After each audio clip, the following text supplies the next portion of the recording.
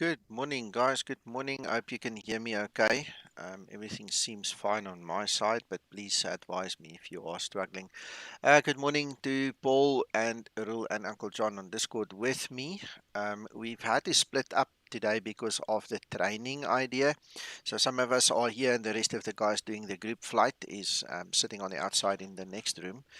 So we don't interfere with each other. I'm glad that the also many of you guys on stream already. Alex, Tommy, Andre, Stefan, Pepka, Captain Pepka there, Olaf, William. Thank you guys and all the rest that are going to pop in. I'm not going to name everybody by name, but there you go. Good on. Last one. Thank you, sirs. And if there are any ladies, welcome. Good morning. So, in the last week or so, I've picked up that a couple of guys are struggling to set up um, the flight plan and to get it into the Zebo, and then um, the values don't match, and a couple of things like that happened. Now, I'm not going to recreate videos that already exist, so I want to first of all point you guys to the description just below this video. As you're watching it, there's a show more little button thing a link that you click it. It opens up the description of the video. In there, you will find the video that basically needs to precede this one. All right. If you go to that video, you will see how to set up Simtoolkit Pro, how to set up Simbrief, and how to set up the Zebo to have the values match each other. I will add a few things as we continue now doing this while I show you how I do my flight planning and get it into the Zebo. But if you haven't watched that video yet, and if you haven't set up your Simbrief, Simtoolkit Pro, and the Zebo to match each other, then you are highly recommended to go and watch that video. You can watch it afterwards. Please don't skip this video now and go run there. But go watch that so that you get your house in order, so to speak. We sitting with a high performance machine here that uses very specific values for specific reasons, and the only way to get it right is to get it right. So you're gonna have to put in some effort there, be diligent, and just go do it. Once that's done, this video is gonna make much more sense. But bear with me, I'm gonna try and make this as easy as possible to follow as well. All right, so yeah, Alex, this is a bit of a refresher course.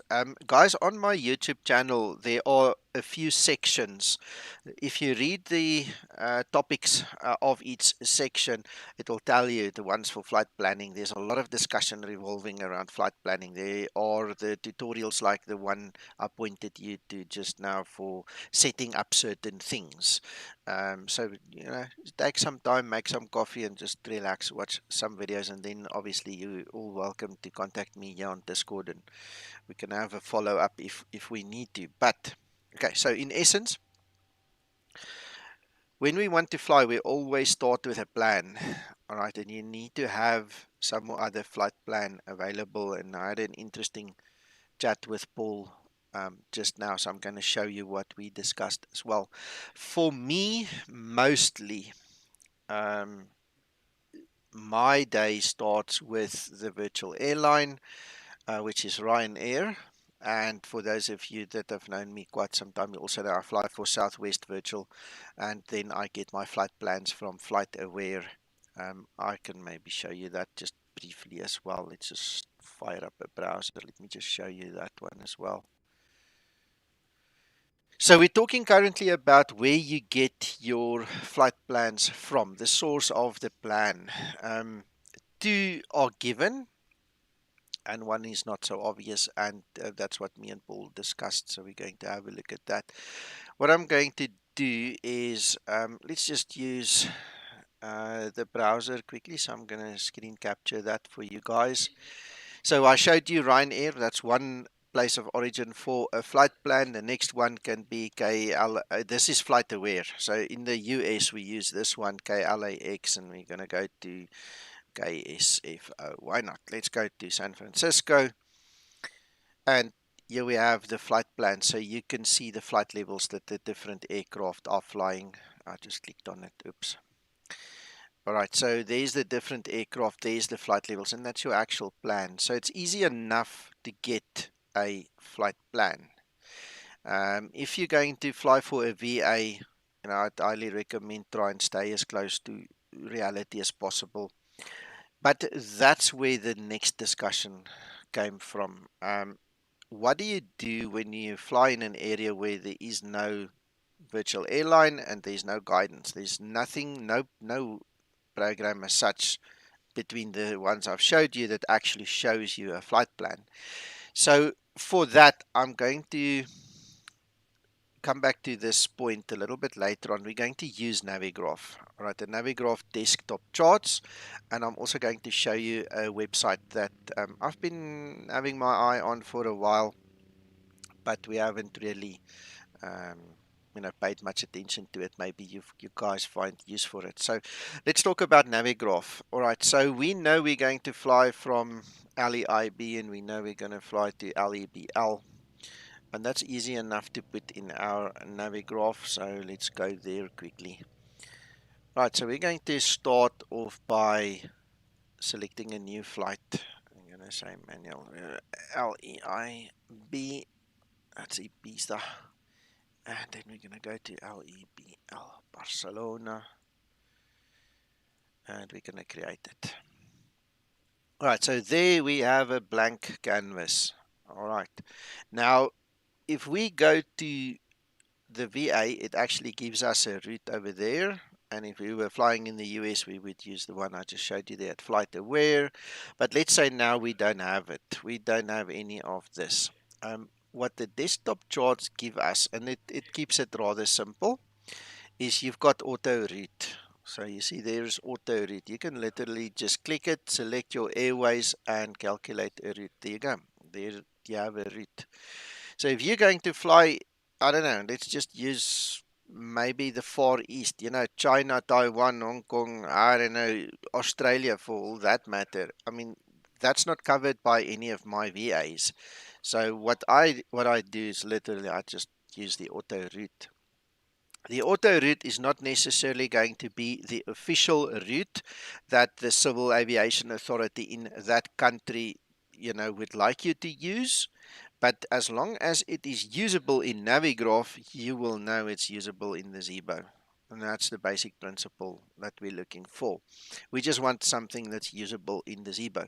Once you start flying online and you are mingling now with the air traffic controllers and the players in those areas, it's going to be to your advantage to find out what the correct route is. But I mean, if you're flying at home, sitting in your comfort of your own home at your desktop simulator, this is good enough, guys. You can really start using the auto router. It's not a problem. All right, so I hope that answers the questions of where we get the flight plans. It's always nice to start from that point. So our next step, I'm going to come back. I'm going to actually now use the route that is given to me by the VA, because it will be a VA flight that I'm going to do, and then I'm going to go to, let's just clear the route, make sure it's cleared off. Then I'm going to go to type route, and I'm actually going to fill in my route over there. There you can see it's slightly different, not much, slightly different. All right, so this is all good and well, but one of the inevitable things that's now next is which runway.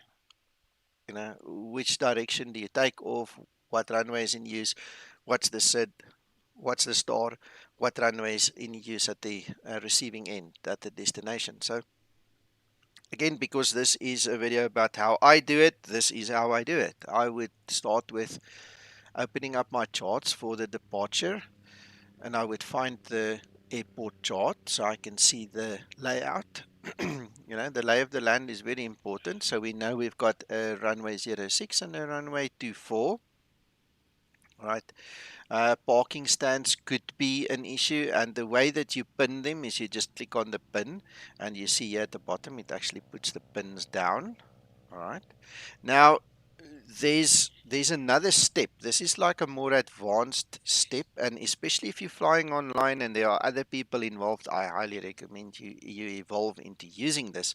You need to find the actual document describing the preferential runway system in use at the airport. Okay, not all airports have this, but a lot of airports have this. Now, if you are a pilot, you should know from the beginning that an aircraft takes off and lands into the wind to assist with lift, and it's just more safer doing it that way. All right, but commercially speaking, airline speaking, many airports have got standard operating procedures. Heathrow has got the runway alternating system. Certain times of the day they land certain ways or take off certain ways. That's the end of the story. That's how they do it. This airport at Ibiza tells us that runway 24 will be preferential whenever the tailwind component does not exceed 10 knots or the runway surface is dry or wet with braking action good. So I'm going to pin that because I don't want to go and find this. Sometimes it's in like document 10, you know, if it's a big airport. So just pin it, then you can refer back to it if you forget. So runway 24 is the preferred one, which means that one. Let's just link up our aircraft to show where we are. So that's where we are. That's 24, so we know we need to go that way, and we're going to depart to the west. All right, that's one good thing we know now. 24 and a 06, and we're going to do the same for the destination airport. We're going to go to taxi at the top. Then let's just start with our preferential runway system. All right, on document number 1, I'm going to pin that as well. It tells us here, it gives a whole story, and then it says ATC will maintain the preferential configuration described as follows up to wind components of 10 knot tailwind, and then talk about the gust. So I'm going to concentrate on the 10 knot tailwind. It tells us the preferential runway configuration between certain times is arrival is runway 25. All right, so we are going to test the condition with runway 25. Okay, then we're going to go and find the actual airport. And I'm pinning that one as well, you see, here at the bottom, so I can just quickly click on it and then I'm there. All right, so we have a runway 25 right. That is the preferred runway according to the operating procedure at this airport, unless the tailwind component is more than 10 knots. All right, I'm just keeping it simple. The gusting also brings a different element, but we're not going to worry too much about that. We just want a reasonable wind from the front. All right, so we don't want tailwinds. Okay, so we've got a 25, 25, a 7, a 20, and a 2. Now, one of the reasons that I use Simtoolkit Pro is because of all the tools that's included. So what we're going to do is we're going to start off, if you go to the tools and data section there, and you go to your wind calculator, you'll get to this page. So it's easy enough to type in LEIB, and there you immediately get your Metar. All right, so we've got variable 01, that's your wind, that's obviously your aircraft, and we can go and test the wind. Now the SOP says runway 24 until the wind exceeds 10 knots, right? So we've got a variable at 1, and I need you guys to understand 6 knots and below is winds calm anyway. All right, it's totally irrelevant. Just because it's got a 1 and because that arrow is pointing from the back doesn't mean that you have to turn around now. If we look at the conditions as set out by the SOP, it still means runway 24 is going to be the active runway. So let's just double check that. Runway 24 will be preferential when the tailwind component does not exceed 10 knots. Perfect. So we are going to select runway 24. Right. So it means we're going to depart to the west. We're going to have to turn around and we're going to have to go to that point over there. So the next question now is, how do you know which SID to use? So what is a clue to you. Michael, I'm using Navigraph desktop charts currently. That is what is on the screen. The one in the background that encapsulates this Navigraph is called Simtoolkit Pro. If you look in the description below the video, if you click on show more, you'll see the name of all the apps there, and you can just Google them and grab them. Simtoolkit Pro is free. Navigraph, that's now integrated in here, is payware. And then obviously Simbrief is also free except for the Navigraph AIRACs. Okay, so these are the tools that I'm using today. Simtoolkit as the base and the others integrated. All right, so we see that we need to go to EPAMA. That is the waypoint we need to get to. So if we look at the departures, there's two ways of doing it. You can immediately see just by clicking on it. This one is easy to spot. It tells you runway 24. You need to use that one. So there you go. It's easier enough. You just click on it. Okay. If you are unfamiliar with it, you can always use the eye, and you can see there runway 24 has been chosen. And let's just take this little dot away. There it actually identifies EPAMA to echo as the relevant one. You see, if we were going that way, it would be that one or that one or that one. You see, it just makes it so much easier. You can actually visually detect them. Christer, I agree with you. It's an essential thing. I can't live without this. So I do apologize for guys who have not yet subscribed to the service of Navigraph, but I would highly recommend. I think it's like $10 or $12 a month for the full package. Then you get your AIRAC cycles and you get this map facility I'm showing you. Very good idea.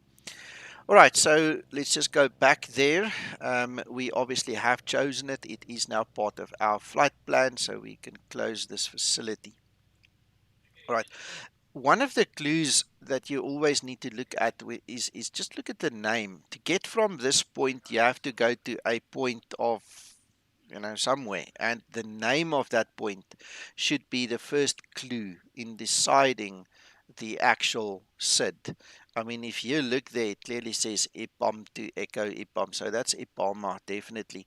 That not one of these ones even closely resembles that name. So that's just a quick tip to keep in the back of your mind. Always look for the name of that initial point and then try and find a SID with a similar name to actually just connect them. All right. Now what we're going to do is we're going to look at our arrivals. So we know about the airport layout. We know 25 right with winds less than 10 knot tailwind is going to be active. So let's go and check this. Now we're going back to Simtoolkit Pro. And we're going to type in LEBL.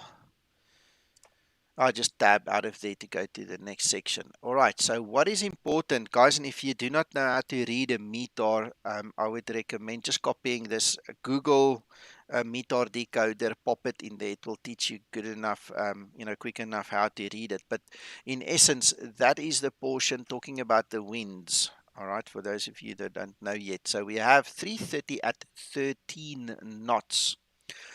All right, so you can go through your list like I'm doing over here, and you can clearly see. Now, remember, 30 knots is above the 10 knot threshold. So 25 is not that relevant anymore. Now we are looking for a runway that will, be giving us wind from the front. We need to fly into the wind. So number 7 is going to be a crosswind. Number 20 is definitely a tailwind. 25 is going to be a crosswind. All right, so that leaves runway 02. You can clearly see the wind is coming from the front. We've got 13 knots. You can also see the breakdown at the bottom here. We've got 8 knot headwind with a 10 knot crosswind coming from the left. And this is all in our favor. All right, so theoretically now, this will be our active runway for the destination. The only thing that is going to prevent you from using this is if you fly online, VATSIM, IVAO, or POSCON, and the air traffic controller, in his own wisdom, has decided not to honor the rules and he's going to insist on using a different runway, at which point in time I would graciously ask him, let's change that. I would prefer to use 02. If he doesn't want to, then you obviously comply with him and you just fly whatever runway he wants to, and you just hold on for dear life, just don't crash. All right, but for our purposes, 02 is going to be active. So now we're going to go back to our Navigraph. All right, so this point is called MARTA. So we now need to find an arrival, which will be one of these ones, that's going to take us to runway 2. Now, if you look at the airport layout, you see there's runway 2 here at the bottom. So going back to the map, it's going to be somewhere here, just up and down, somewhere there. So again, there are a couple of ways of doing it. You can simply click on each one. It will show you a reasonable indication of where it's going to end up. So that one, 2 Echo, seems to be closest to where we perceive runway 2 will be. Right? That's the one way of doing it. The other way of doing it is we can obviously click on that eye. That eye now tells us again, there's one coming, the MARTA to November coming, but if you look at the color code, it goes way beyond. That's not what we want. Then we've got that other one we had, which isn't that easy to spot right now. So let's just cancel that. That was the 2 Echo. Cancel that. All right, so that seems to be the best one because the one takes you for 25 and around the corner, and the other one takes you on the 7s. So that's one way of figuring them out. We can then take this away. Okay, wait before we go there. All right, so the next thing we have to do is we now need to find the runway 2 arrival, or the approach, I beg your pardon. So there's a Z and a Y and a couple of others in between. Let's go to that one. All right, well, that looks freaking weird. I don't like that. Let's try the other one. That's also not for us. So last resort for us will be if we take the final. All right, so let's just click on it. All right, there you go. So what we have is a little discontinuity over there. Now, in the real world, most of these approaches are going to be flown under radar control anyway, and you'll probably end up getting vectors. Some or other vectored clearance, so we're not too phased about it, but this honestly looks like the best bet. All right, so what I'm going to do is I'm going to go back. I'm going to show my chart for the departure, and then I'm going to use the pin. I'm going to pin it at the bottom. So again, if we just click on it quickly, it takes us right there. That's our little bookmark, basically. I'm going to do that for the star. All right, sorry. I hope they give us an intermediate zoom one day. That'll be so cool. All right, so that is the star, and this is also, I'm going to pin that. That is the ILS. All right, so from there on, what the Zebo will do, the Zebo mod will definitely connect the two dots. I don't think it's going to have a discontinuity, and if it has, we're just going to remove it. So what's typically going to happen is the Zebo is going to take us to Sunnis, actually, instead of that one, because that's just what the Navigraph finals looks like, but it will probably take us to the Sunnis, because that's the final approach fix where we need to be configured. Alright, so we're going to play this out when we get into the Zebo as well. Okay, so a couple of things need to happen now. It's all very well we did the whole planning thing. And guys, am I going too fast? Do I need to slow down a bit? Can I get some indication? Sorry, I don't want to rush it. I really wanted to count for something today. It's fine, okay, thank you. Okay, cool. I hope I'm not jumping ahead, but Uh, my brain's already going. How does all this connect? Being able to connect it to Iveo. Okay, we'll show you just now. Thank you, Tim. Thank you, guys on Discord. Okay, I'm going to show you just now, Uncle John. That's where Simtoolkit comes in. Remember your famous words, the Swiss Army knife of flight sim tools, right? So, what I do now, thank you, Tommy. What I do at this point in time is I physically go to the type route and I click on the route, go in there, highlight it, then I use Control and C. I need to copy this into memory.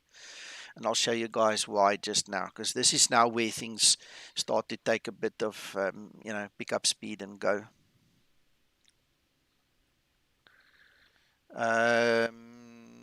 Overlays. Which ones, Mr. Zambo? Because I'm dealing here at the top. I'm not showing anything. Oh, yeah, at the bottom. Yeah. Wait. Let's see. Okay. How's that? Better. Sorry, gentlemen. Thank you, Mr. Zambo. That's going to look a little bit better. Let's see if we can move this maybe a little bit now. There you go. All right, there you go. Okay. Thank you, sir. Okay. So at the bottom, just to recap quickly, these ones here, this is all the bookmarks that I've clicked the pins for. All right. So just by clicking on them, I can virtually in a second switch over to wherever I need to go. All right. Good. So we go to type, we select everything, Control C, we put it into memory. The next thing that I do is I click on flights at the top and then I select export. The reason I select export and I export the Explain 11 flight plan from here is because the Zibo mod is capable of reading the advanced export function that is included in Navigraph. All right.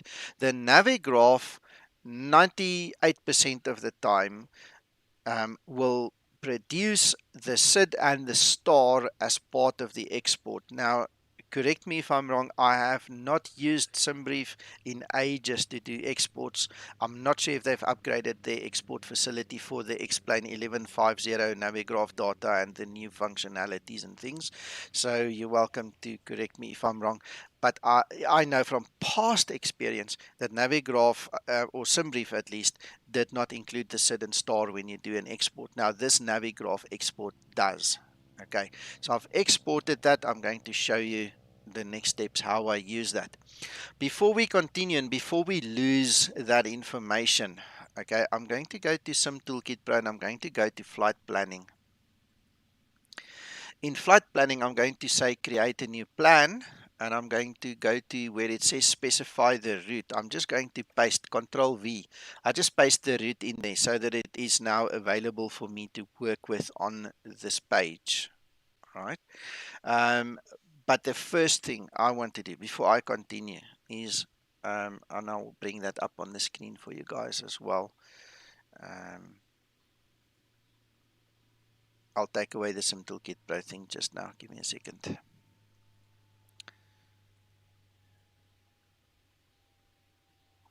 All right, Alex, cool. Okay, so Navigraph gives that one extra step. And I've just been using it since the functionality happened. All right, so this is Active Sky.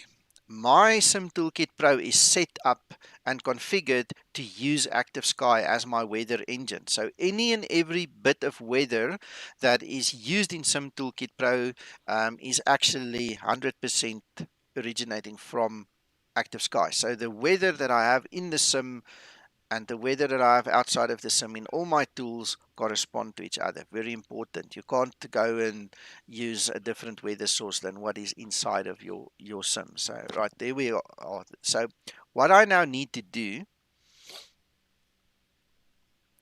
Andre, you go to the bottom, to the tabs, to the little configuration button, and you select a custom field, and then all you do is you paste the URL in the custom field. That's all. If you stick around after this video, I'll show you. Just remind me, I'll show you at the end if you want to see me show you that. Okay, so let's go to the VAMSys thing quickly again. I just want to go back there for a second. All right. One of the nice things about this virtual airline is it tells me it recommends a flight level. All right. So it says it recommends 240. All right. It also gives me my passenger count. It gives me the cargo. It also gives me my cost index and a couple of other things. All right. So bear this in mind. We're going to refer back to this once or twice or three times more. So 24,000 is what I'm looking for right now. I'm going to go back to Active Sky and I'm going to go to the flight plan section. I'm going to load the flight plan. All right. So it's going to be that one. And we're going to specify flight level 240 and we're going to click on refresh. Good morning, Sergeant. All right, so we've got 240. Now we can go to the briefing, and this is what is now important. It tells us a whole bunch of things, but it says more favorable winds at flight level 200, which is 20,000 feet. The headwind is 14.22, so we can save 5 knots on the headwind. Okay.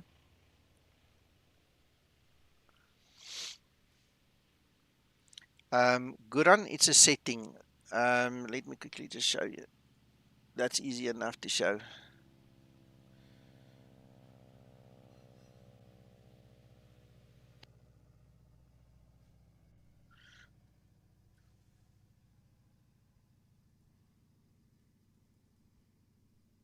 I don't want to lose that, so let's just go to settings. Oh, this has changed. Oh yes, it changed since yesterday. This is a new version. All right, so under your weather source, you have to set it to Active Sky XP. All right, that changed. For you guys who haven't received the update yet, you'll see when you get the latest update, it's basically killed all your settings. You have to reset up everything. I obviously missed that one, so there you go. Just that's all it is.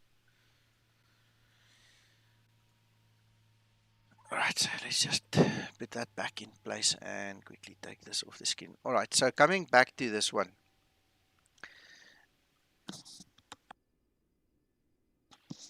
Okay, if you look there, it tells us that at 20,000 feet we have a little bit less headwind. I don't think 5 knots is going to break the bank. I'm going to ignore that. This is at your discretion. Sometimes you will have the correct flight level from the beginning. Sometimes you have to change it. If you wanted to change it, you're going to have to go back, change it over here, click refresh again, then check your briefing and see what your wind conditions are like. Sometimes when you fly in your higher 30s, 1,000 feet, 37, 39,000 feet, thereabouts, it becomes like 50 or 100 knot difference between the flight levels. So this is why it's important for me to check it. I'm not going to cry about 5 knots. This 5 knot issues is nothing. So I'm going to keep this exactly the same. I'm going to log to my aircraft. There you can see the actual flight plan. One of the added bonuses of the system is if we go to the audio options, preferred audio device, we can actually set it up on the preferred device and we can actually get this in voice. All right, so if you tune your preferred audio device, select audio volume. It actually doesn't give it here. Okay, if you tune 122.00 on COM2, we can actually listen to this voice Metar being read to us. All right, and then there's another frequency. You guys will just have to refer to the manual. I think it's 122.01 or something like that. That will give you your destination opposed to your departure and things like that. I'll switch it on briefly. You guys can listen to that in a minute or three. All right, so we've covered the route. We've copied and pasted that. We've now imported it into Active Sky. We now know that the VA recommends flight level 240. Active Sky says there's 5 knot difference. We're going to ignore it. We will be using flight level 240. The reason this is all important is because of the winds that is going to be given to us on the OFP. All right, we want to match the winds to the correct altitude. All right, that all will interfere with the performance of the Zibo mod or any other aircraft for that matter. So that's why it is important. So what I'm going to do is go back to STKP now. Now we have more information. So we're going to start off by selecting LEIB, the destination LEBL. We select them by clicking on them.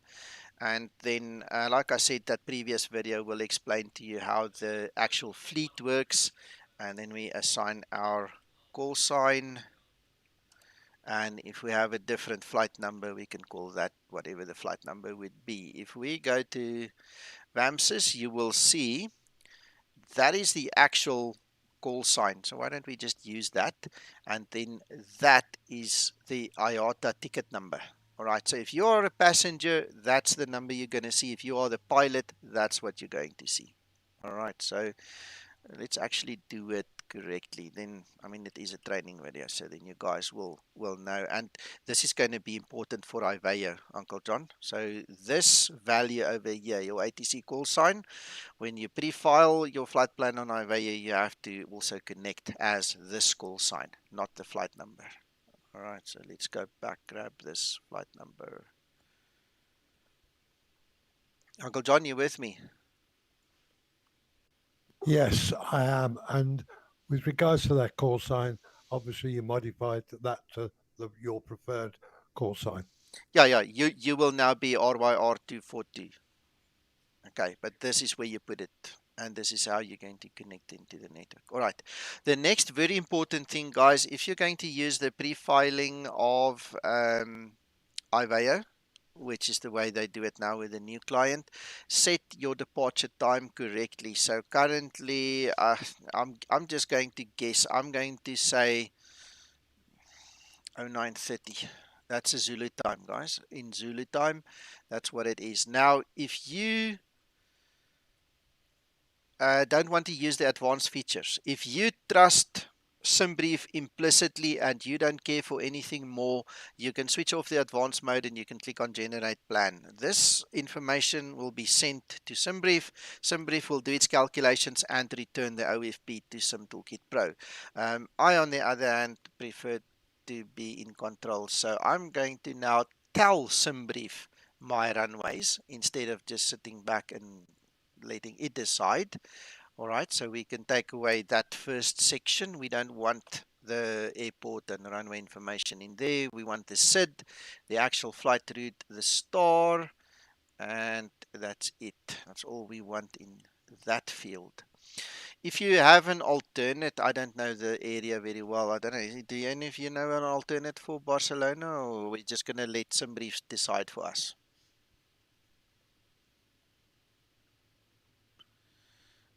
If you guys leave the fields blank, then somebody will decide. So let's leave it blank. We're not going to worry about that. If there's any specific airports you want avoided as an alternate, you can always add it there. I'm going to leave it blank. All right, then this is our cost index. All right, Ryanair it usually flies with 6. So I'm going to use 6. Mango, where I used to work, uses 20. There you go. You can set it to whatever cost index you want. This will be sent through to Simbrief to be taken into account when it does its calculations. Altitude. This is why we did the active sky thing first. The altitude was important to determine. We're going to use flight level 240. All right. In the template that you'll find how to set up in the other video, it talks about all your contingencies and reserves. Sorry. It's all done there. I'm not touching any of this. Packs and cargo are the last two things that I'm concerned about. All right, so you can either thumb suck them or you can click over here and you can pick it up. That's 154 for the passengers. And the cargo is given in tons, so this will be 2.3 if we just round them off. 2.3. That's the cargo. Okay, so you see there at the end, it talks about times 1,000 kilograms. You mustn't put in 2,300, then the aircraft will never take off. Okay, it's just going to be too heavy. You can leave the yes for the SID and the star. It's already in there. All right. And when I'm ready, I'm just going to press the generate button, and now it's busy running and doing its thing. You can see it's talking with Simbrief, and it's going to import the OFB now for us. Uncle John? Yes, sir. All right. Have a look on the screen now. Do you see there's that orange button that says pre-file? I do, sir. All right. If we click on it, we can pre-file for VATSIM, Iveo, POSCON, or Pilot Edge. In our instance, we're going to use Iveo, right? Perfect.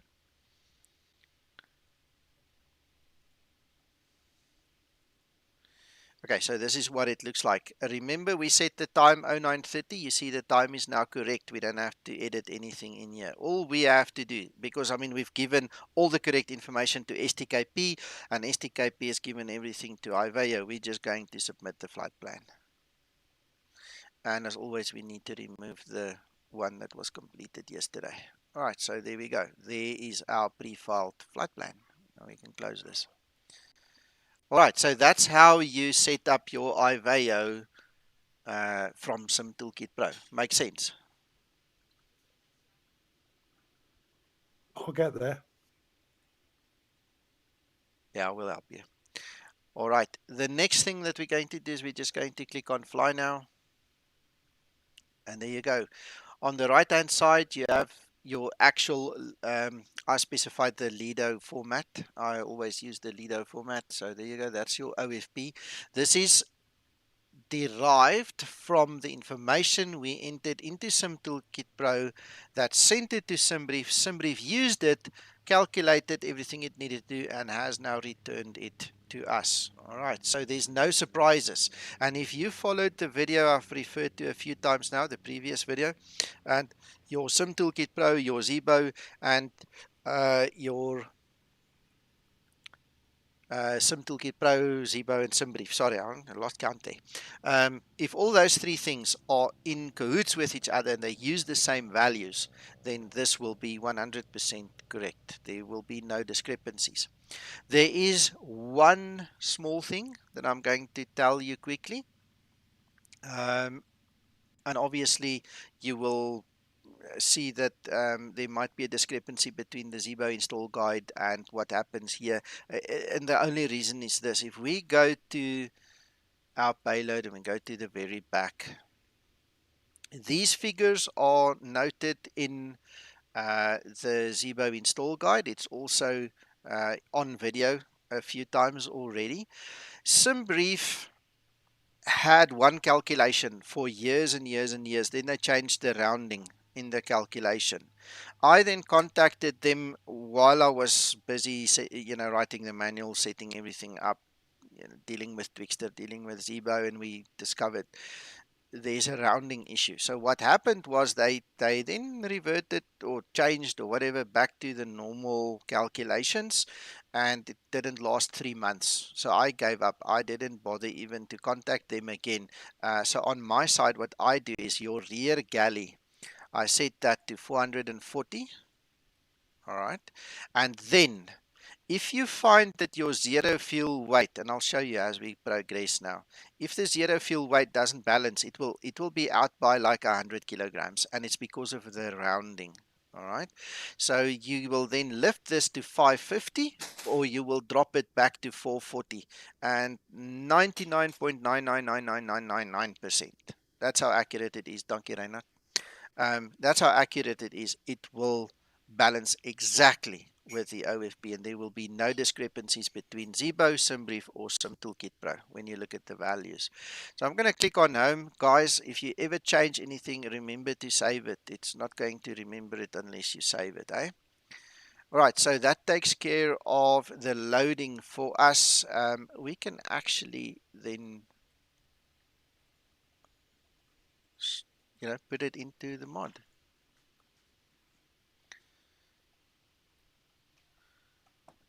All right. So let's just move it slightly so everybody can see. All right, so there's the weights. Right, if you go down to where it says weights, this is what is important. All right, we are going to enter a payload of 18.3,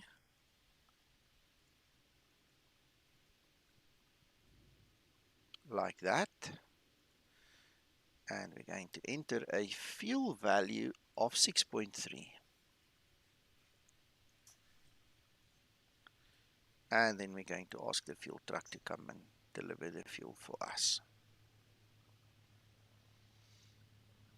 All right, that's going to take a minute or three. I'm just going to start prepping the aircraft as usual. And if you want me to read through it with you, I'll gladly do so. If you have questions, stop and ask them. But this is basics, you know, normal things that I'm just going to do, not so much anything special. Good morning, Nico. Good morning, Mac. How are you? Oh, I'm fine, thank you. I have a query to ask you when you're set up, but before you start pushback, okay? All right, okay, just shout when you're ready. Yeah, well, I don't want to interfere with all your sort of normal planning. Okay. Well, it sounds by the way you're talking that there's a trigger point. So what I'm saying is when you get to the trigger point, just shout. Yep, no, it's fine. All right, okay. So that's the basics. All right. Andre, the calculator function is almost done. It is there. If you go to the performance calculator, this is how far Zebo got. I spoke to him. Now, trust me, when Zebo says this is complicated, all right, you know that it's complicated. It is tremendously complicated. The takeoff part still needs to be finished. Currently, he's busy with other things, and he said he promised me he'll get back to it as soon as he can, but it's just not a priority for him right now. Okay, that's for takeoff. If you go to the landing performance, this thing is fully functioning. This thing works already. I don't know if you've ever seen this in action. Have you seen this in action yet? I haven't. All right. Well, once we've programmed the FMC, I'll come back to it and then you'll see how it works. I'll show you guys how it works. Okay, how Yes, it works. please. All right, let's look at something. Okay, there was somebody on my stream a while ago that complained that the message still comes up on the FMC, that IRS message thing. I haven't seen it. It just hasn't come up on my screen at all. According to me and my settings, it seems to work. I know in the old times, once you switch the IRS knobs, it used to give an error message. It's not there. So if you are watching, sir, I can't remember who you are, but I've tested it. I don't see a problem in version 18. So what I'm going to do now is, okay, let's talk about this. There was a guy on Discord yesterday, won't name any names now because that's not how it works. He still uses this coordinate for the position of the Zebo. That's incorrect. That is the airport coordinate. It's not the aircraft coordinate. You have to use GPS left. Okay, and if GPS left fails, which won't in the simulator, you're going to use GPS R, that's standby, but you cannot use any other coordinate, guys. Please, you're going to get problems with all kinds of weird things. Okay, so there you go. That is the coordinates that is then in place. If you have the coordinates in place, again, that error message to put the coordinates in won't come up. It's not going to be a factor. So then we can go to the route now. The way I do it is I import the company route. All right, that's just a standard modus operandi of mine. I don't do it any other way unless asked. Okay, there sometimes are issues, and then I have to go investigate it, and then I take the time to go and fiddle with flight plans and entering things manually. In this instance, I'm going to show you that I just import it straight, and then you'll also get the benefit of the advanced features from the Navigraph export that we did. So we're going to go um, LEIB, LEBL. company route. We can put our flight call sign in there. This will be, what did we have it as? 7 Yankees Zulu. 7 Yankee. Sorry, 7 Yankee Lima. Read incorrectly. All right, so in the real aircraft, that is where ATC will get your identification from ADSB, transponder, TCAS, the whole thing. That's your identification. Click on execute. All right, one of the things that does happen in the Zebo, the runway gets discarded. You have to go into your departure page and you have to at least cycle your runway. All right, if you go back to your initial page, you'll see the runway is now in play. All right, now if we go to the arrival page, you will see there your ILS02 has been chosen. I'm going to quickly refer back to Navigraph here for you guys just to show you quickly. In the Navigraph charts, you see there we've got the ILS Zulu, as you can see there on the FMC, and we have 0, nothing. There's no oh man, now my English is leaving me. There's no other waypoint in there because we're going directly to final. All right, so final it is. So we're going to leave, that's the transition point. That's the word I was looking for. All right, so we're not using any transitions. And then we're going to the legs page to check them. But while we are here, I want to mention to you guys, sometimes, and it happens quite frequently, the transition point will be something like, let's call it Alpha Bravo Charlie 1. That is the actual designator, but when the export happens and the import happens between Navigraph and the Zebo, it will only have Alpha Bravo Charlie.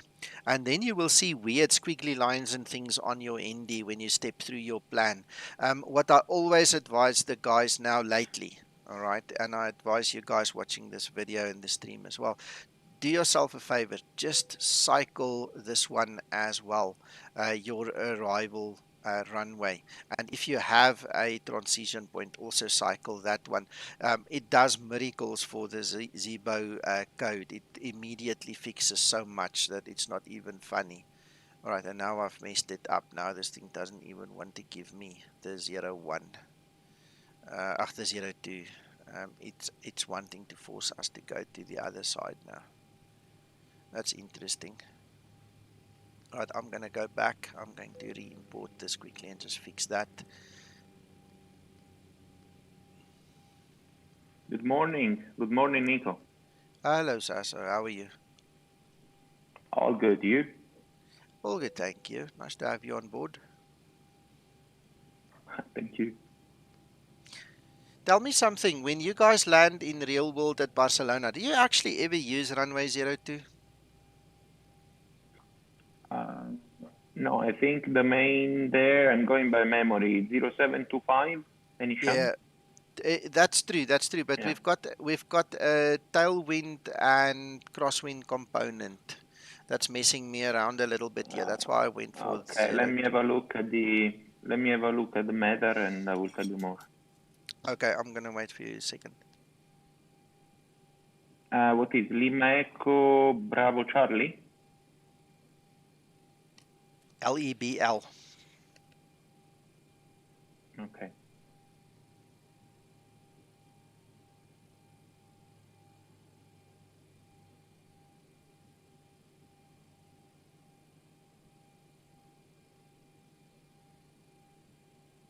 Nico, can you introduce Sasso for those that are not aware who he is? Give me a second, Uncle John. I'll do that in a second. So it's 10 knots north-northwest. When I started my planning, Sasso, it was 13 knots, so it went beyond the 10 knot SOP. Okay, yeah, that's fine. The TAF, so the prediction is going to be 32012. With that wind, my feeling is that runway 05 will be in use. 32005, yes, it's going to be full crosswind and a little bit of tailwind. Let me check the component. But I guess 05 will be in with that weather. Yeah, 02 actually, sorry. But yeah, you're right. That's why I chose it. So I just wanted your input. Okay. Thank you for that.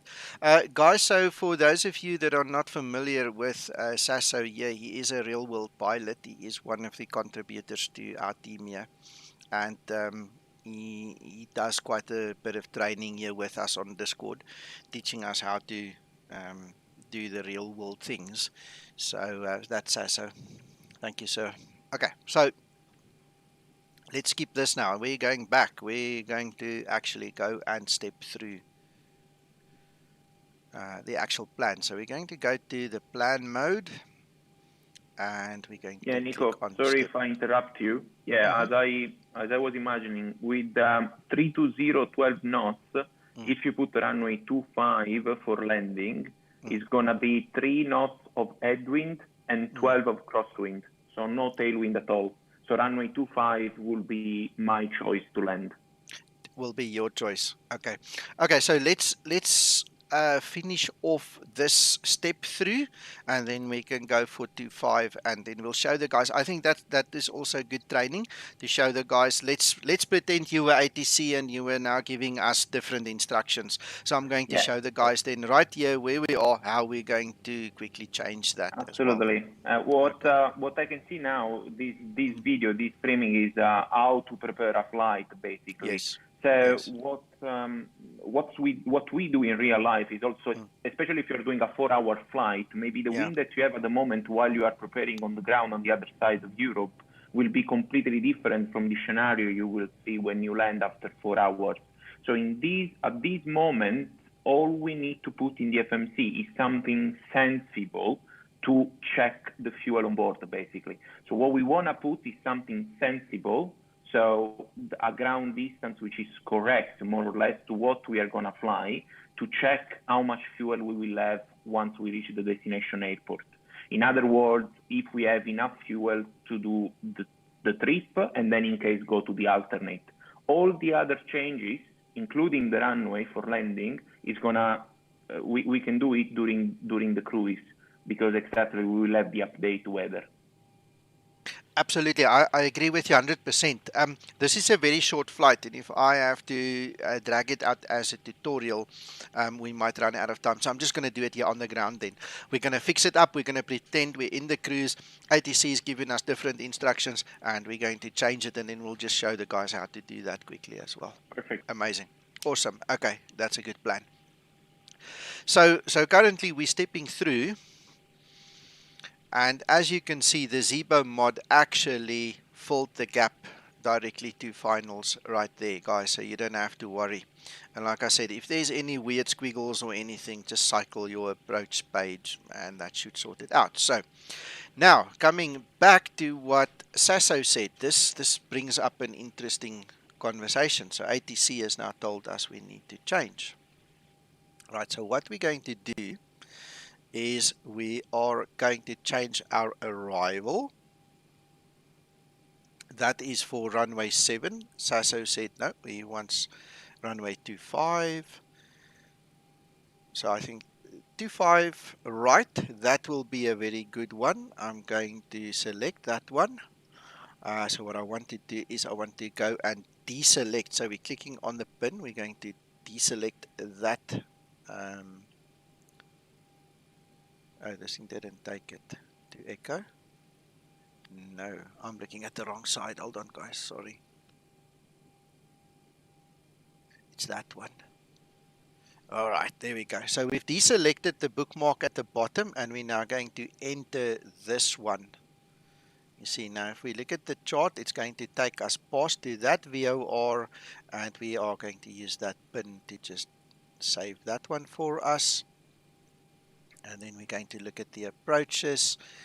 Again, we're going to look at the ILS. Let's take ILS Z, Zulu. From there on, and that will then be our approach. Now you can see everything is aligning up beautifully. Looks funny, but it's there. We can then go use that one. Pin it. Right, so you have one of two choices now. You can either re-export this flight plan and import it into the Zebo, which is good when you're on the ground, but don't do it when you're in the air. You're going to mess it up. So I'm going to show you how to fix it then in terms of, in the air, in the Zebo with an active flight plan. So let's minimize this one a little bit.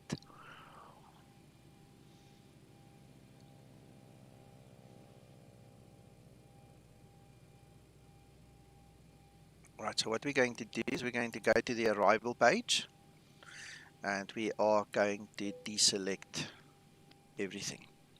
All right, then we're going to look for this, what's the actual full name of this one? Let's see. The MARTA, yes, I remember that now. So we're going to look for MARTA 1 Zulu. So remember now we're flying, we're in the air, and we got the new instructions. All we did was we clicked on each one of the items, deselected them. MARTA 1 Zulu. Not sure if that's the right one. It looks like it. Is there another? No, there is another one. MARTA 1 Zulu. There must be another one in that just looked different. So it's MART 1 Zulu. And we're going to then take... You might want to right. Nico. Yeah. Sorry, Paul, say again. Sorry, it's the delay on the vid. Oh, okay. All right, so then we're going to use ILS Zulu. 25, right? And now we're going to look for this SLL transition. You see there, SLL1 whiskey should be the one. Let's see, there isn't another one. One whiskey, and then we execute it. And now we're going to go back to the legs page. And then we're going to step through quickly again.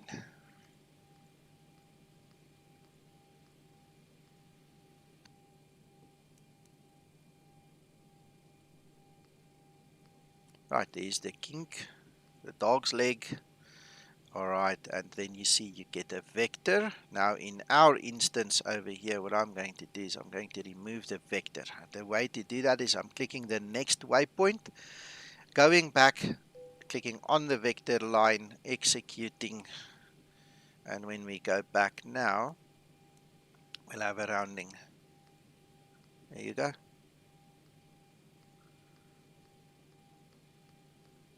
And there is the flight plan, thanks to ATC and Pilot Sasso. Andre, the reason I choose Zulu is because of the go-arounds. I'll show you now. Nico, can you repeat that removal of that vector and how you did it a little bit slower, please? Okay, I'll do that for you just now. Let me quickly answer Andre. Let me show him here. If you look at the difference, usually, Pilot Sasso can correct me or enhance what I'm telling you, but usually the Yankee and Zulu and things like that has got a lot to do with the steep turns that you need to do, the speed at which you do, and then the go around. So when we look at the Yankee one here, let's take Zulu, there's Yankee. It's not really nicely imposed over it now. Let's just go and select it quickly and have a look see. ILS Yankee.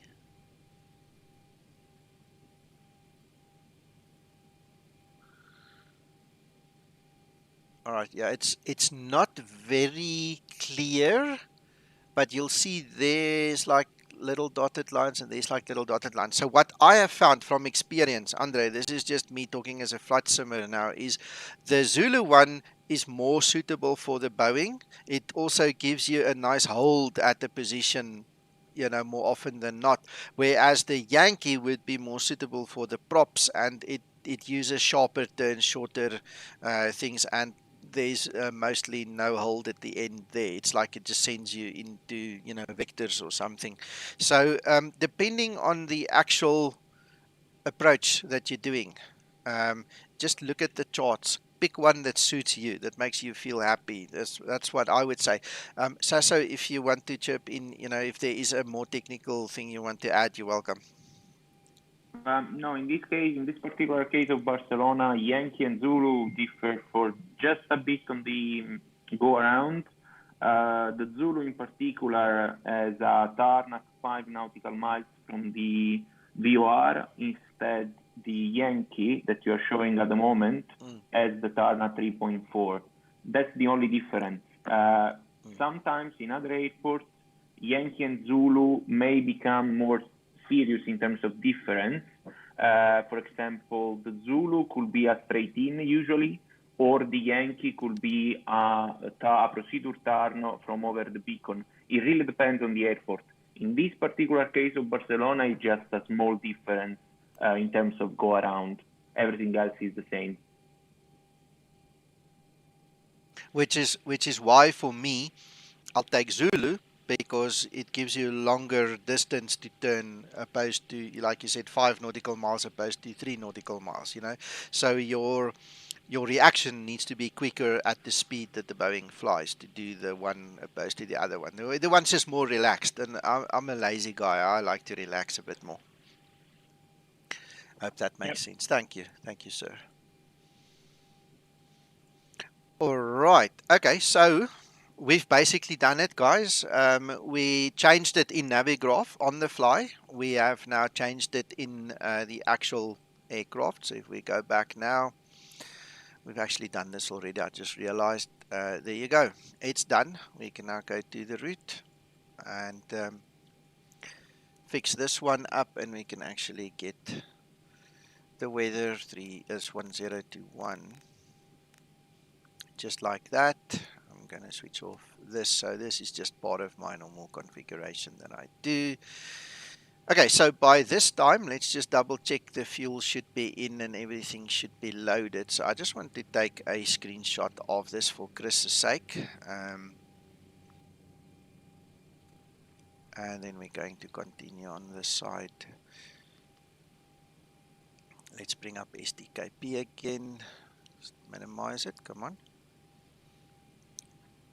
Alright, so if we go back to the weights, what is important is the zero fuel weight, 61.4. So you can see it's absolutely in balance. Again, if you watch the previous video, you'll see how I do that. If we look at the takeoff weight, 67.6. The only discrepancy is 67.7. That extra 100 kilogram, let me explain how it works. That's the taxi fuel.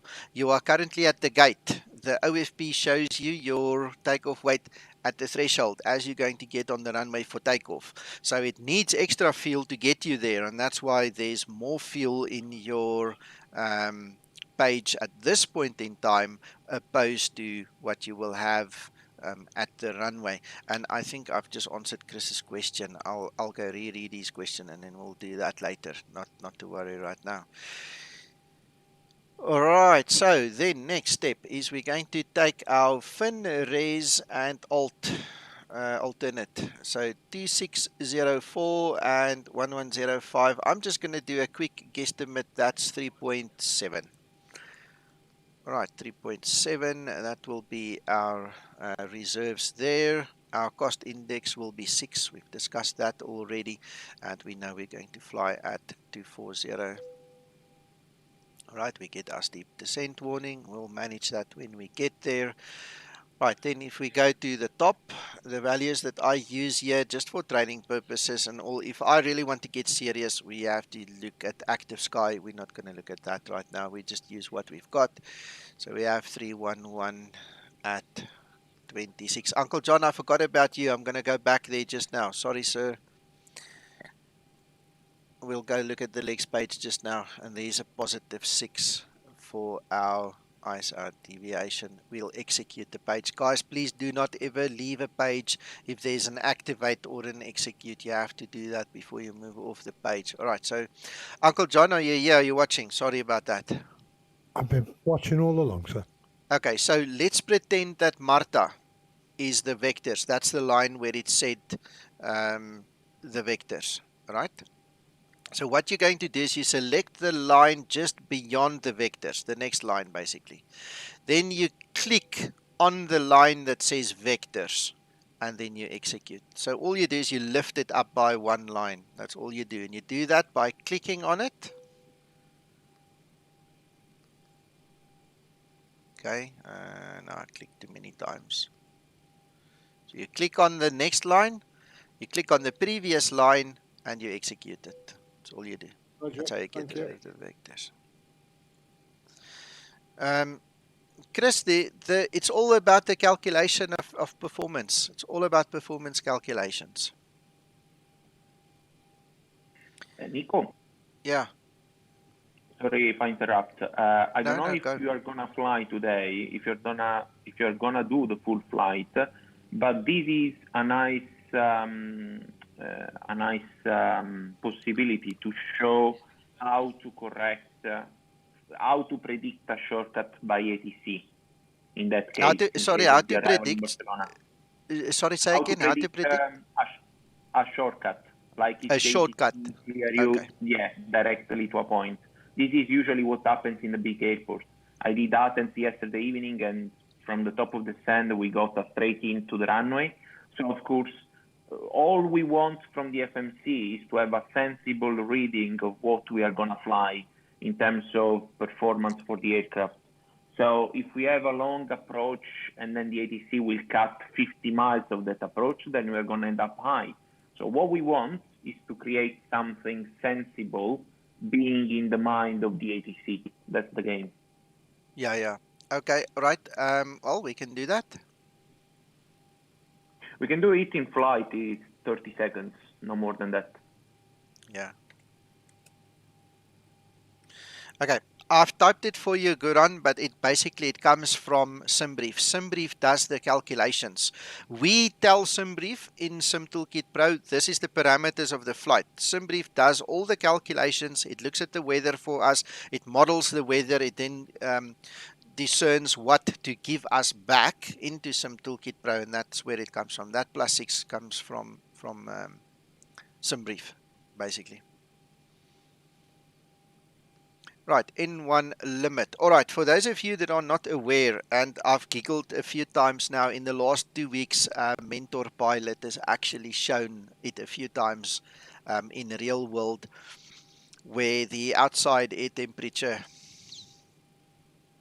there on his display in his Boeing actually goes up to 99 degrees, and everybody was going, "Ooh, wow, how do you get that?" Or whatever they said.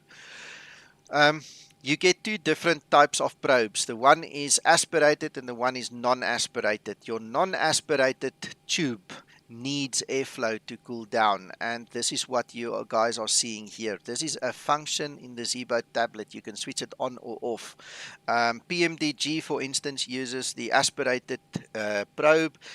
Some of the other carriers in real world obviously use them.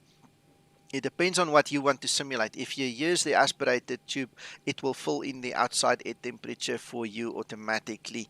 I prefer to play around a bit. It just gives me goosebumps doing it this way. So all I do is I just double click it. There you go. And there we have it. All right. From here on, this is where that calculator I showed you earlier that is not finished, that's not ready, would be used to calculate the SEL. We can guess an SEL from experience, or we can just horse around with it. I actually have TopCat. I can literally work it out if I really wanted to. I don't pretty much waste too much time on it. As long as I don't die during takeoff, I'm okay at this point in time.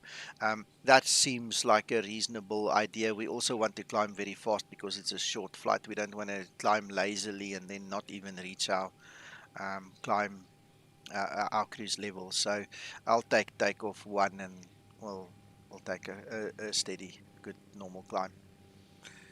We can use flaps 5. Then I just want to mention this to you guys again, so we have this on video as well. The Zebo code is there to calculate for you. Let me just take a screenshot of this while I'm thinking about it. Hold on, sorry.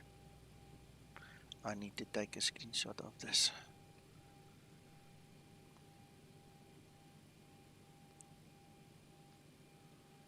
Okay.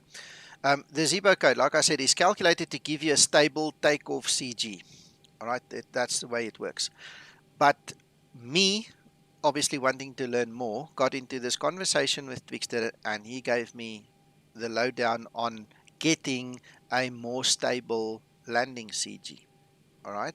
So in this aircraft, if you go to this page and you look at your landing weight CG, we're at 19%. So what I do, again, the video is about what I do, right? So what I do is I strive to get to 21.5 as best I can. All right. So I will typically now go and I will take, let's take 400. So 1026 there. 2, 3, 43 over there. Just need to make sure my math is actually working. Yeah, it seems to be. All right, and there we see we've got 21.2. I'm not going to fiddle with 50 kilograms or 100 kilograms. That's good enough for me. I just want that to be as close to 21.5 as I can, simply because I want a nice stable landing CG. There's nothing much wrong with the other one. I mean, you're going to have to really search for the big difference between them, but this one is more stable. So you'll see when I disconnect my auto throttle, the throttles just go on. When I disconnect the autopilot, this aircraft is really very stable, and this is really where it comes from. The basis of it, not the be all and end all, but the basis of it. So that's what it's all about. I'm just taking more screenshots, guys, if you don't mind, for that query on the forum. Okay, so there we have it. Can you... Mac? Mac?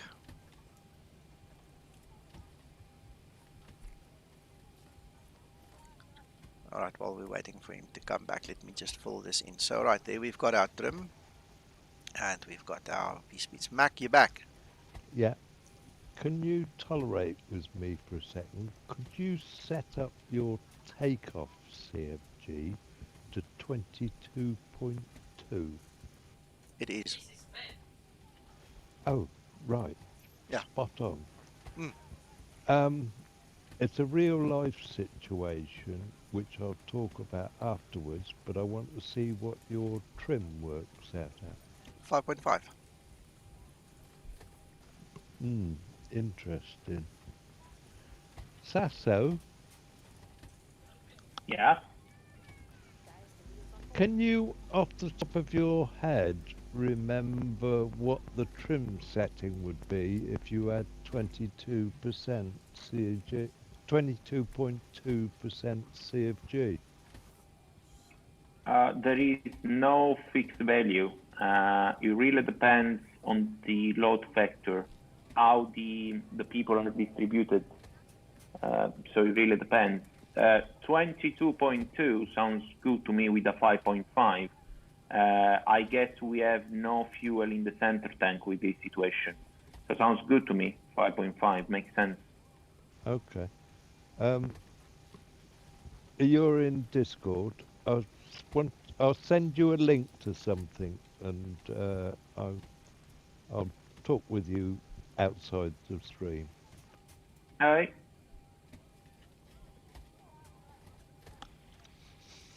Okay, well, you guys caught me with a mouthful of food. Give me a second. I thought you guys were going to talk a little bit later. Hold on.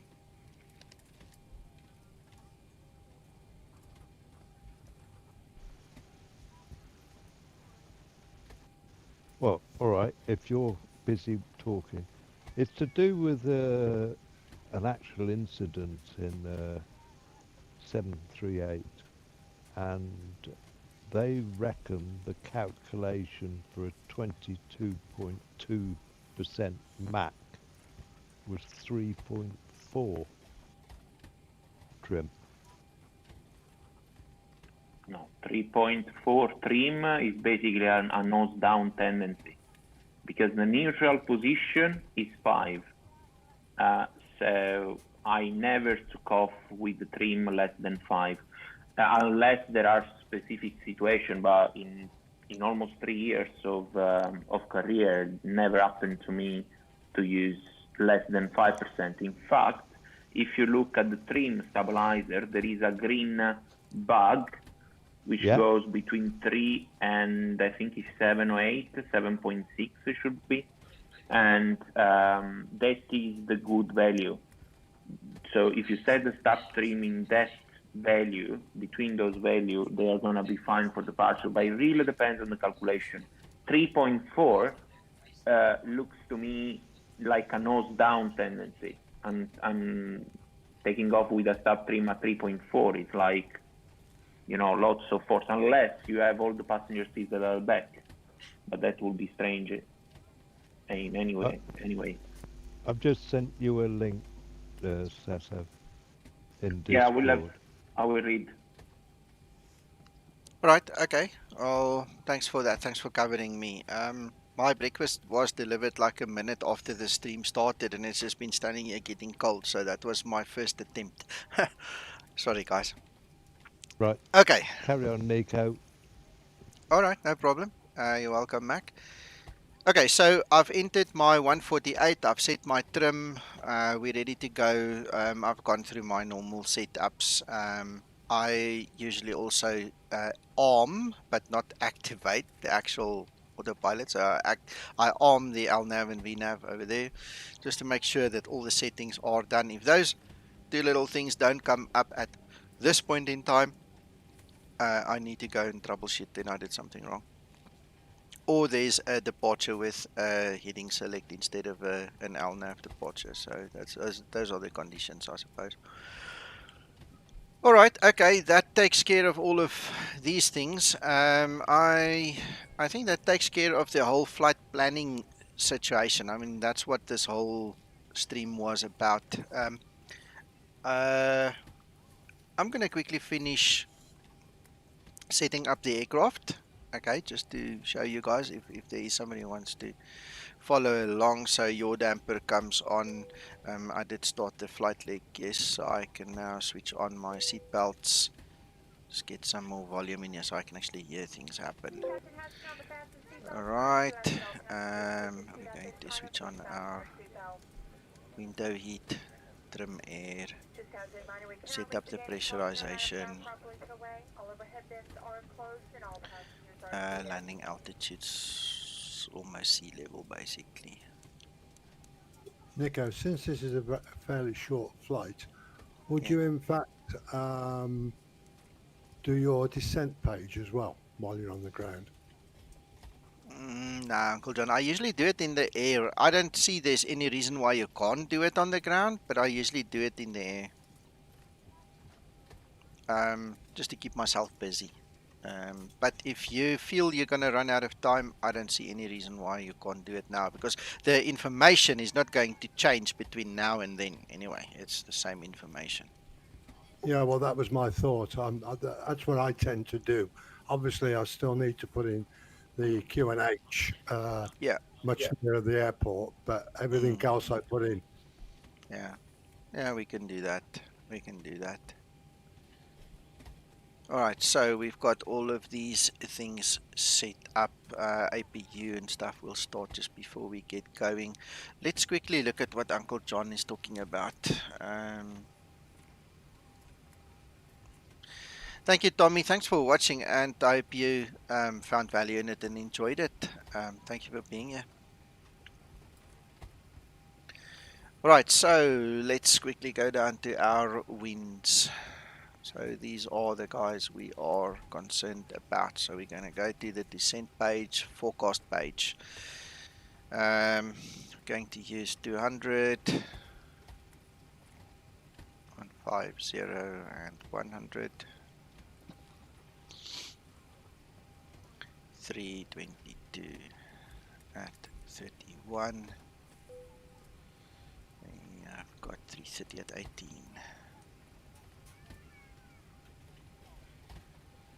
18 and 319 at 11.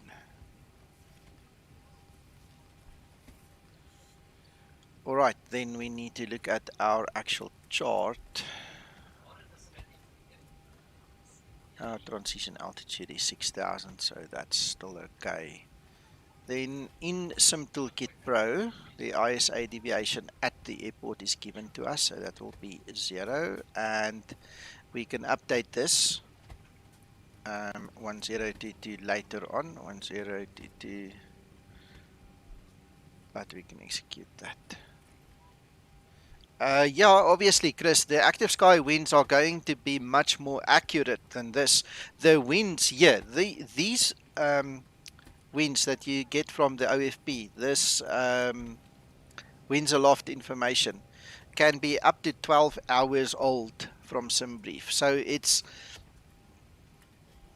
a mind trick, really, in some cases where it's not really accurate, but at least it's something that we have and that we can use. I can show you the active sky, yes. Right, let's refresh this.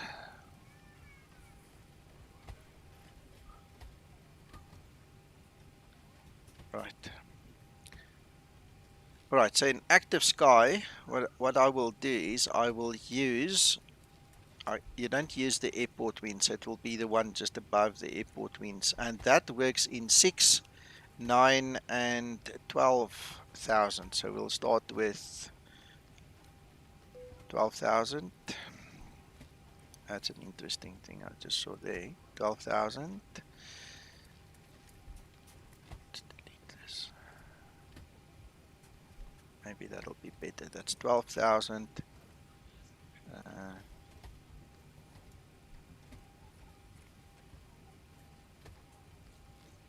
And 6,000.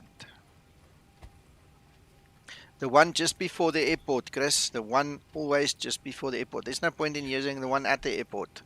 So this will be at top of descent according to our flight plan because it's a very short flight. But otherwise you use the waypoint, just before. Alright, so what we're going to do is we're going to input them. Let's start on that side. 329 at 17. Look how accurate it is. Look there. It's taken the wind information we already gave it. I mean, we're going to change it now to 329 at 17. I mean, it's like 1 each missing. Just changed like that. That's interesting. 314 at 9. That's a major difference. 314 at 9 goes there. So that's that one. That's at 9,000, and then at 6,000 we've got 301 at 7. Right, so the difference between the two literally is these are the actual winds in the simulator. These are actual current winds from active sky, opposed to historical winds coming from Simbrief. And that's it. There you go. They use different levels to sample them, and obviously different values. And that's it. So those are more accurate. Which one would you recommend that we use? Uncle John, in training, I always show the guys the Simbrief one. Most people have got, thank you, Chris, for the tip. Thank you very much. Most people have got access to Simbrief. Not everybody has got access to Active Sky. That's why I don't train the guys on Active Sky. You understand? If you guys... Noted. Okay, so if you guys here want this kind of training, I've just given it. You can watch this video again, but we can discuss it on Discord here amongst ourselves, and so on. Because literally the difference is this is the actual wind in the simulator. This is what the Zebo is actually going to encounter, opposed to historical winds that it might not really encounter. Okay. All right, so that takes care of our descent page for us. Gentlemen, okay, I think what we need to do is, why don't we all just go and grab a cup of coffee? I've still got mine. Everything is standing here ice cold. I'm going to quickly eat and have the coffee. Give me 2-3 minutes. I'll be back with you. Then we continue. Let's just take a break. I'm not stopping the stream. We'll continue in about 3 to 5 minutes. Okay. Don't choke on it. No, I won't. Okay. I'm still listening. So if you guys chat and if you guys leave messages on the screen, I will respond. I'm not going anywhere. I'm just muting myself because it's bad manners for you guys to listen to me. due here. So thanks, Andre. Thank you, Nico. Okay, guys, and thanks, Chris, for that tip. Much appreciated. That's all. No problems. Sorry, I hope it made sense what I showed you. I hope you could follow that. Yes, yes. There's two versions of it, so I guess we can pick and choose which one Exactly. is the most accurate. Yeah. Yeah. Okay, cool. All right, I'll be back.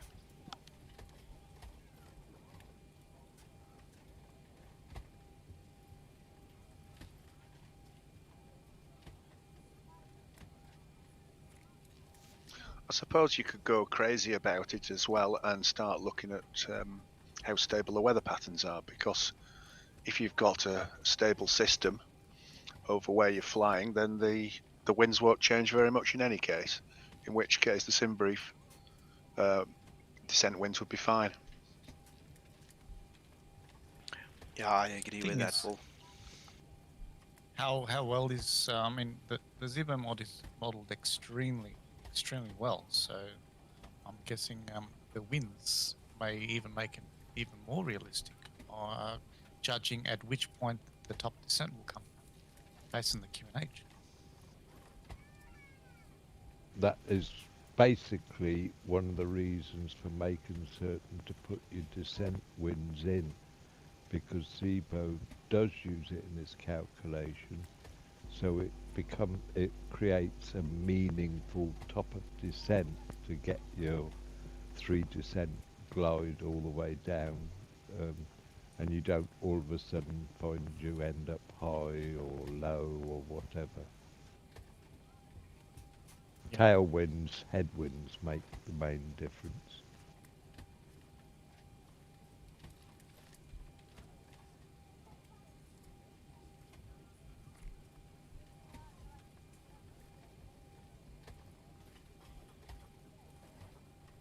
Sasa will correct me if I'm getting it all pear-shaped. Yep, sounds good. The only thing is that during the descent, when we start at the top of the descent, we don't follow a 3 degrees path. The 3 degrees path has nothing to do with the descent management. It only comes into game during an ILS mostly. Yeah, if the ILS is 3 degrees, of course. But it really depends. The prediction of the V path, isn't it? Absolutely, yes. Your top of descent point into the navigation display is going to work with the calculation, also thanks to the wind information that you put in.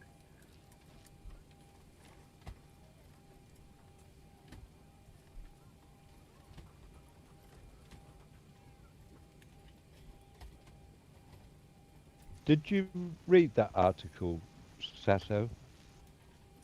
Yes, I was reading it, and there are a couple of strange things, like they were using 2 different systems, that's the first point, plus the actual configuration, like the actual passengers, were seated completely different. Oh, wrong, yeah.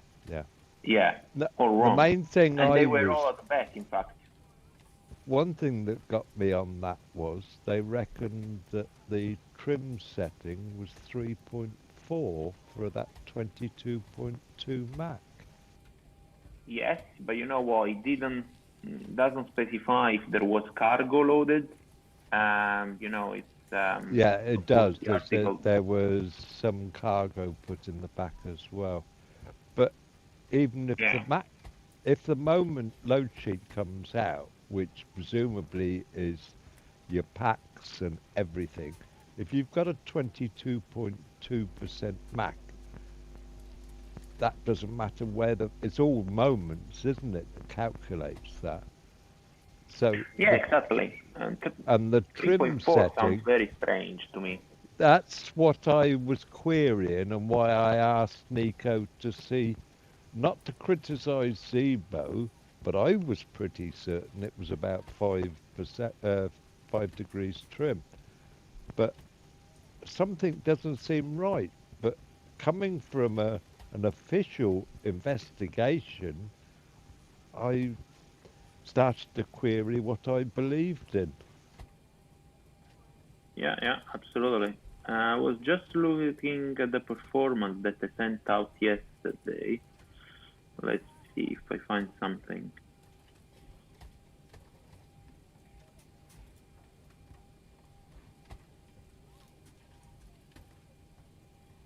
There we go. So yesterday I got Mach takeoff weight. So the center of gravity for my takeoff was 23.4, and I got with the flaps 5 departure a trim units of 5.25. Yeah. So that makes sense. Yeah. I remember that I set it 4 or 4.5 only during ferry flight when we are empty. But that's my, that's my experience. When you're very, very light. Correct. Yeah. If you notice, there was only about 60 passengers on that plane, so it wasn't particularly heavy. Correct. Yes.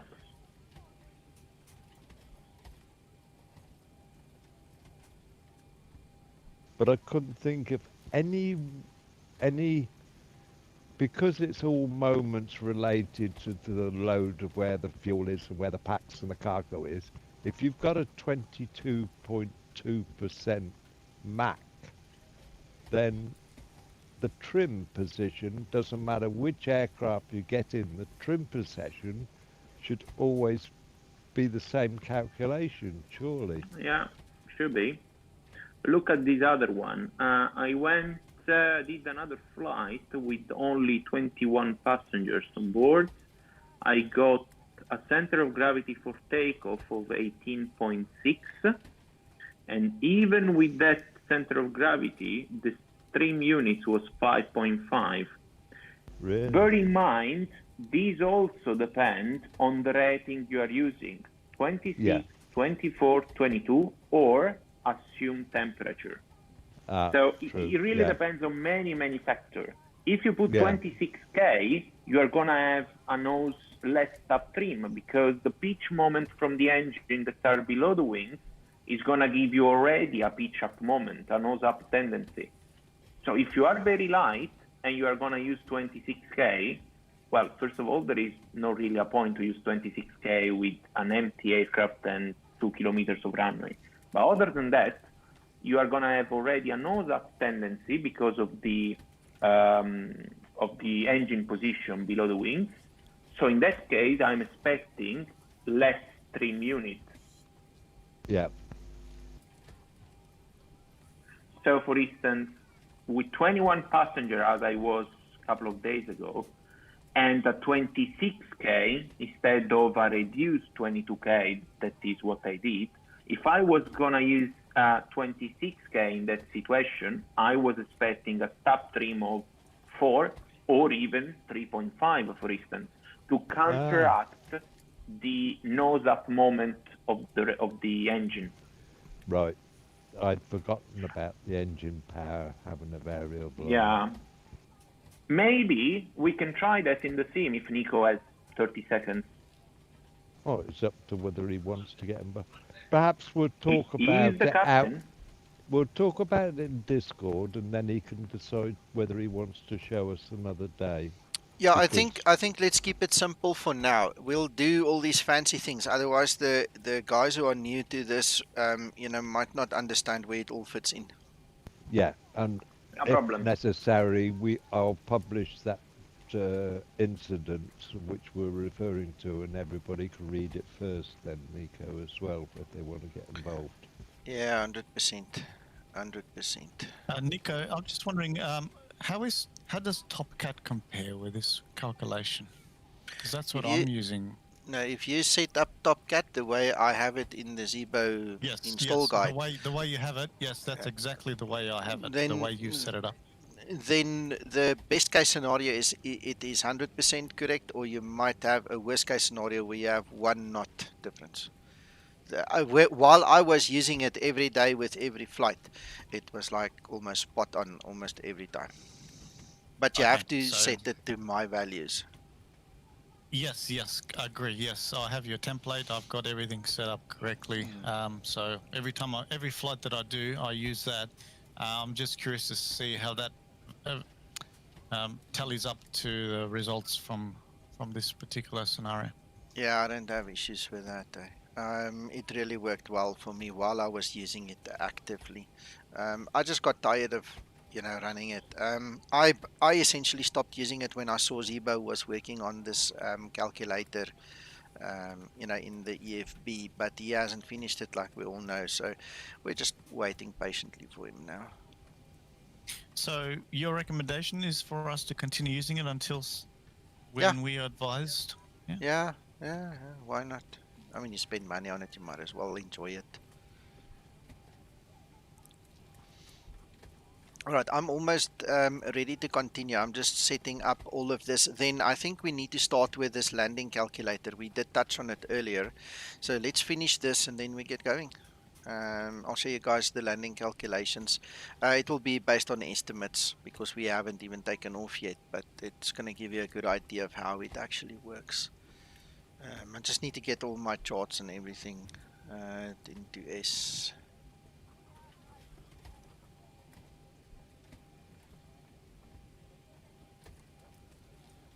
Alright, so that takes care of all of that.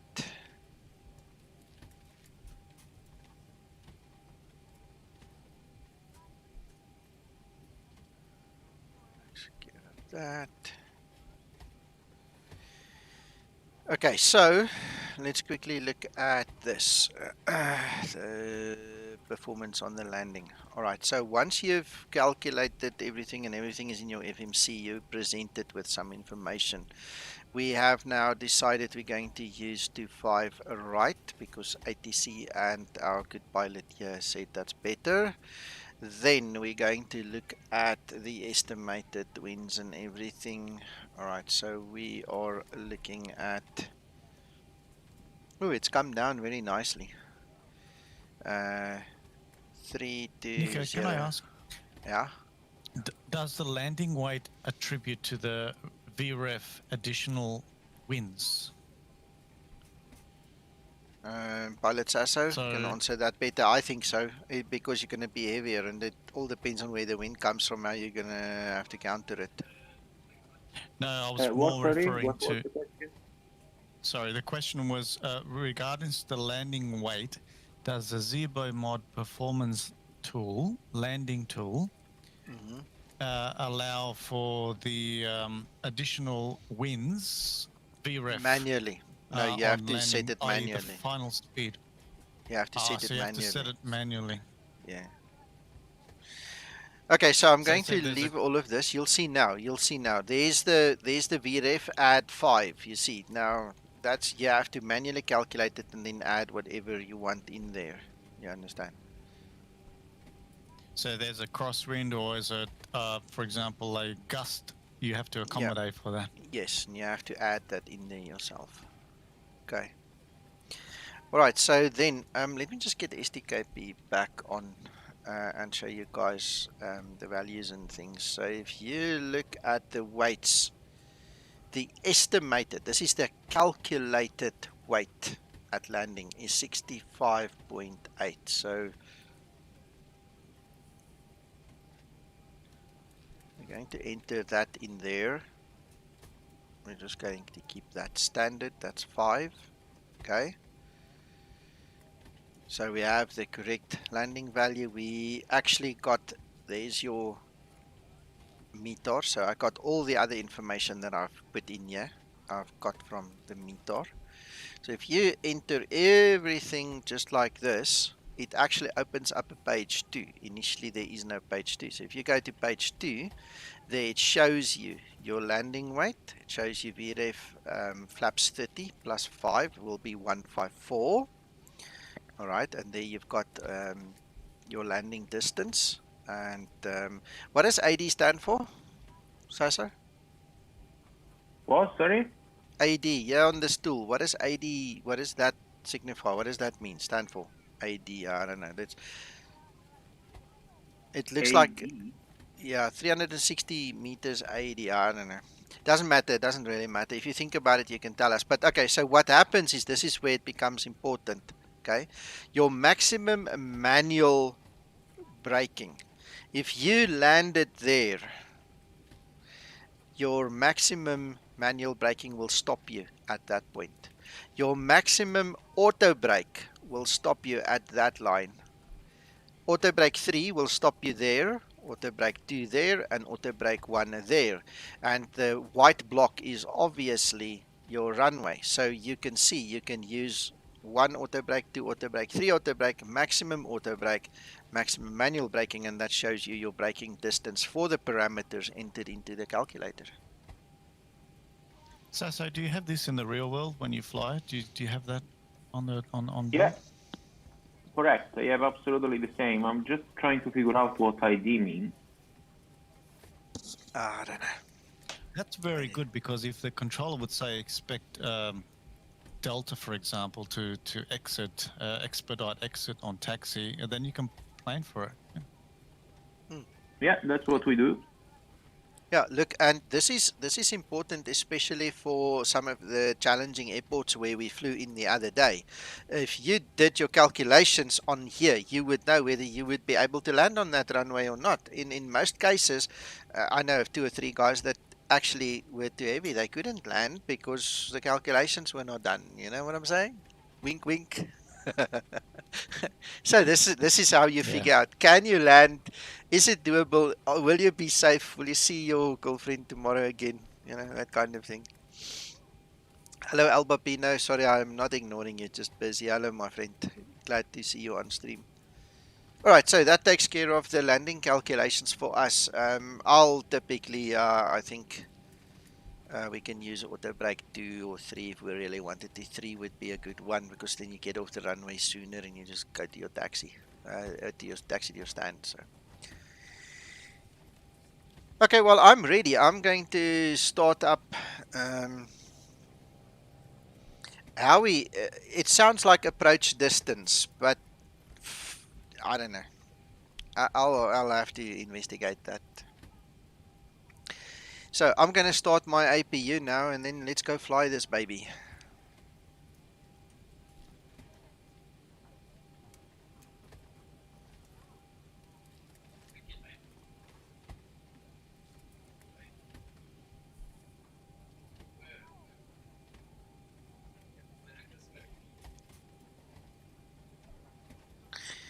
All right, let's start from the beginning. All right, distortion. I use the Zibo mod exclusively with Ryanair Virtual. Every single flight that I do, that I stream, where we have the Ryanair colors, I fly for Ryanair. This one I'm not going to fly for Ryanair because I didn't load the correct livery. I'm in my Skymatics livery, so this is not going to count for me. But I do not fly the default. If you put me in the default 738 in X-Plane right now, I wouldn't even know how to program the FMC, because it's just not natural to me. I don't know that thing. Yeah. So distortion, what I would suggest is go watch the first video of how to set up Simtoolkit Pro, Simbrief and the Zebo to all talk to each other correctly. The link is in the description below this video. Go watch that video. Set all up correctly. All right. Then come and watch this video again, and then just go fly and enjoy yourself. It's because you haven't set it up correctly. That's why your calculations are so wrong. Distortion, you need to watch that first video. That explains to you. Also, you need my Zebo install guide. You need the correct values. Then you need to set up a template in Simbrief to represent the Zebo mod, and then you need to file against that template or with that template so that everything works. So go watch that first video. Come watch this one, and then you'll enjoy it. I mean, I'm going to show you guys this just quickly one more time. So to answer Albapino's question there as well, this is the Simbrief OFP. This is the Lido format. You can clearly see this comes from Simbrief. If you watch this video from the beginning, you'll see how I sent the information to Simbrief, how it came back. So if we go down to the weights section, all right, there's the weights section. What I do is I input my payload from here. There you go, 18.3. See? Then I input the fuel value. That's now come down because the APU is running. Okay, so that was 6.3. All right. I go to the very end. I read this from my Zebo install guide. It tells you to set it up this way. You need to then go, you need to save this information so that you can reuse it.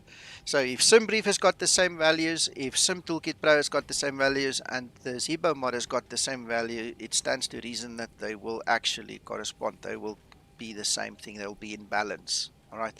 So that landing weight, Albapina, that you were asking comes from this section over there. There you can see 65.8. So if we go back to the landing performance, 65.8, that is what I put in there. Do you see that? Is that okay? Nico, should we be putting that from the flight plan, or should we be updating that whilst in the air? You'll have to update it when you are in the air, because it could be up to a ton difference. Because remember, this 65.8 is a calculated value. All right. This does not take into account winds and all these other fancy atmospheric conditions or ATC or any influence. It doesn't take, this is just a calculated value. So what I would recommend is when you do your approach page, you see there's your gross value. See that one? That value, when you do your calculation for your flap speeds, remember we do the calculation with the fuel, where we subtract the fuel and we get to a new value over here. This is going to be the final value, but this you can only do when you do your flaps calculation, because then you will know a better estimate, and that is better than this one. The reason we use this one, okay, is because we're still stationary on the ground. We haven't moved an inch. You understand? So that was... what's the latest stage you can update this? I won't do it after top of descent, somewhere before top of descent. Otherwise, the workload gets too much. I mean, if you can fit it in somewhere else, you can update it until 5 mile final. I don't care. It's going to be more accurate at 5 mile final, but do you have the time to do it? You know, I mean, what is a 50-meter braking distance going to do for you just because you did it at 5 mile final? I mean, at the speed you're traveling, 50 meters is nothing. You know, is that really important? That's the next question. You know, so probably best before top descent, maybe 20 nautical miles before 20 top descent, roughly. Something like that. Yeah. Thank you. Okay.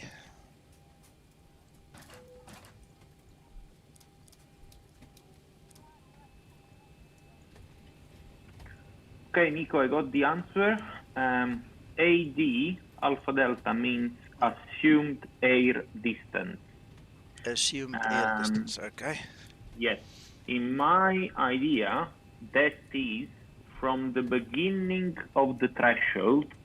So if you cross the threshold on stable approach with the VURF +5, etc., then by the time you do your flare, you close the thrust and everything, that distance is going to be until the wheel will contact the runway. Okay, so that's your landing point, so basically. The start of the braking. Understand. Landing point, start of braking. So from where you start to brake, if that's the point, that's where you will end. That makes perfect sense. Thank you, Sasso. Perfect. Woohoo! What a stream. All right, gents. There's no need for the tug, so I'm just going to go outside, make sure everything is closed up and ready to go. Let's get rid of our chocks, because I keep on forgetting the chocks. Okay, chocks are gone.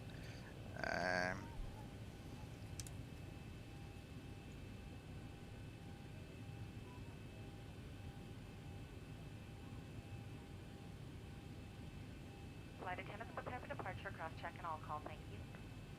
Okay. Wow, Chris, thank you. That's amazing, man. Thank you very much. Appreciate that. Don't know what to say. I really do appreciate it. Right. Okay, let's start engine 2. Ah, come on. How can I be such an idiot, just make such a rookie mistake? I'm too hard on myself as well. Oops.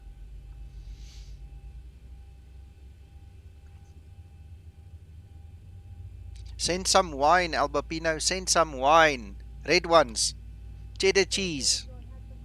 That can do as well. Send it. That's what happens when you don't have Linda there to keep an eye on you, Nico.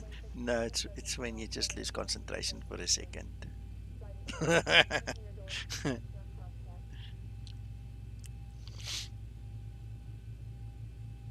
Nico? Yes, sir. I'll make a suggestion. Since this is a training vid, bear in mind that when we went through all the routing process at the beginning, it did go on because basically you went into detail on every single step, and it went on for a long time. Would you mind possibly right at the end of the stream, you don't have to talk through it, but just do so we've got a visual, we can visually watch you create a flight from start to finish. Again. In other words, it'll take, what, 3 minutes, 4 minutes of your time, as opposed to the maybe 40 minutes it took because you went into every bit of detail. It might make a little bit more sense. Okay. All right. Okay, we can do something like that. No problem. Thank you. So like a little bit of a recap, but with a different flight plan, just showing you the ropes quickly. Correct.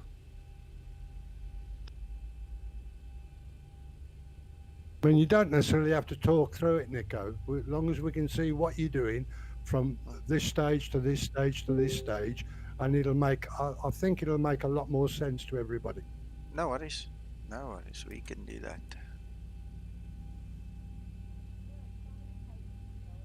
We'll take the next flight in the roster, and then you guys can see for tonight. You know, when you go do it later on this afternoon for tonight's flight, then you'll feel better about it.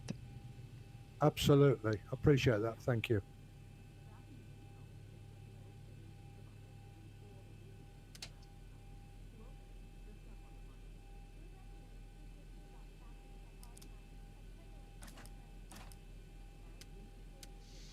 Okay, I just want to see if I can put my basics back in place without breaking something. Guys, just give me a second. There's Ben's DKP, that's off. Logo.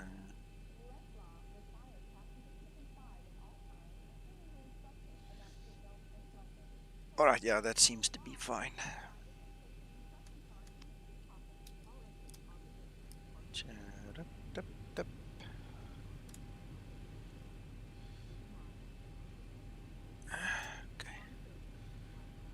Let's go. I'm not sure how the taxi in this place works. Maybe I must just actually check that quickly.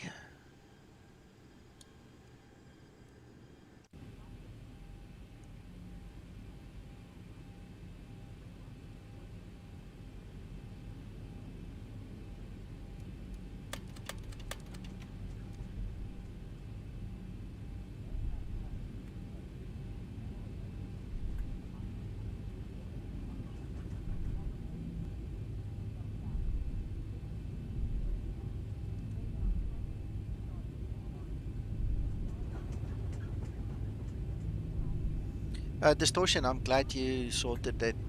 It's always nice to have all these values in balance, you know, because then it makes sense. My OCD doesn't allow me not to have it in balance, you know, I go crazy when things go out.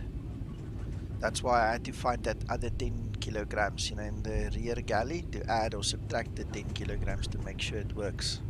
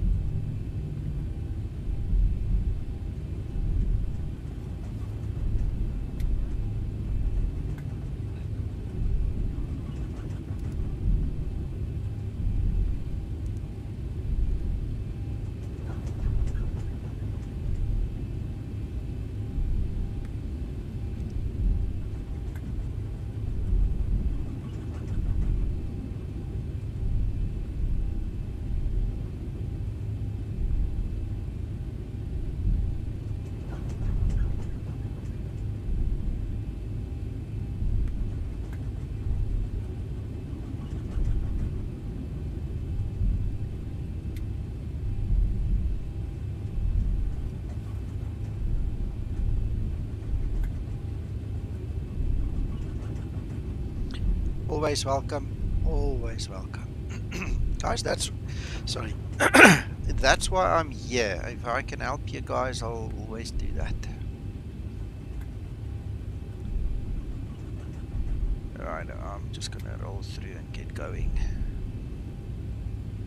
Approaching 2-4.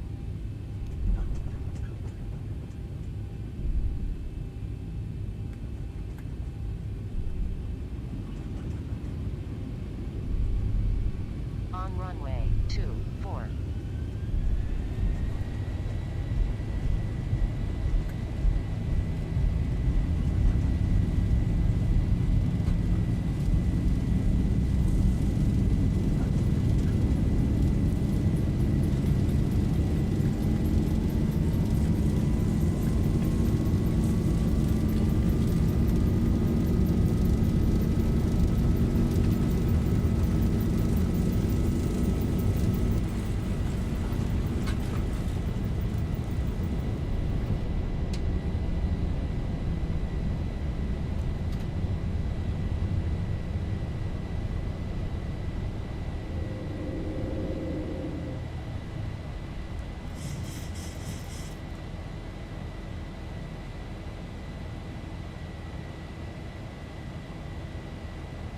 And we're off.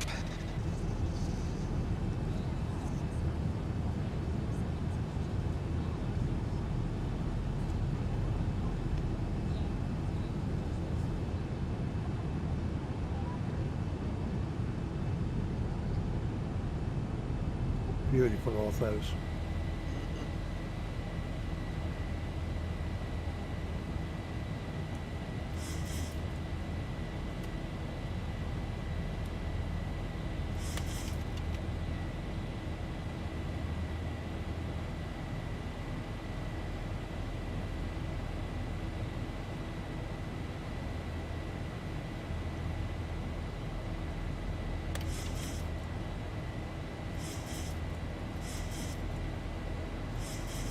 Okay, you're not using wind Anson. No, because of the training, I just took my own livery. I'll use it again for one of the VA flights.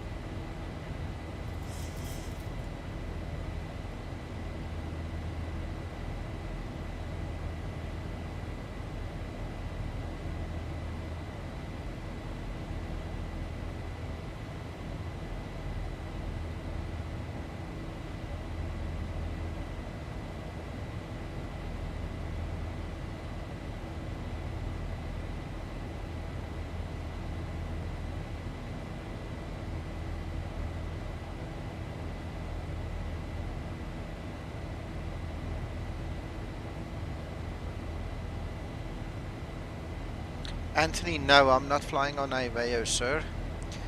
Because it's a training flight, I want to be in control of what, when, where, and all those things. So I don't want ATC interference.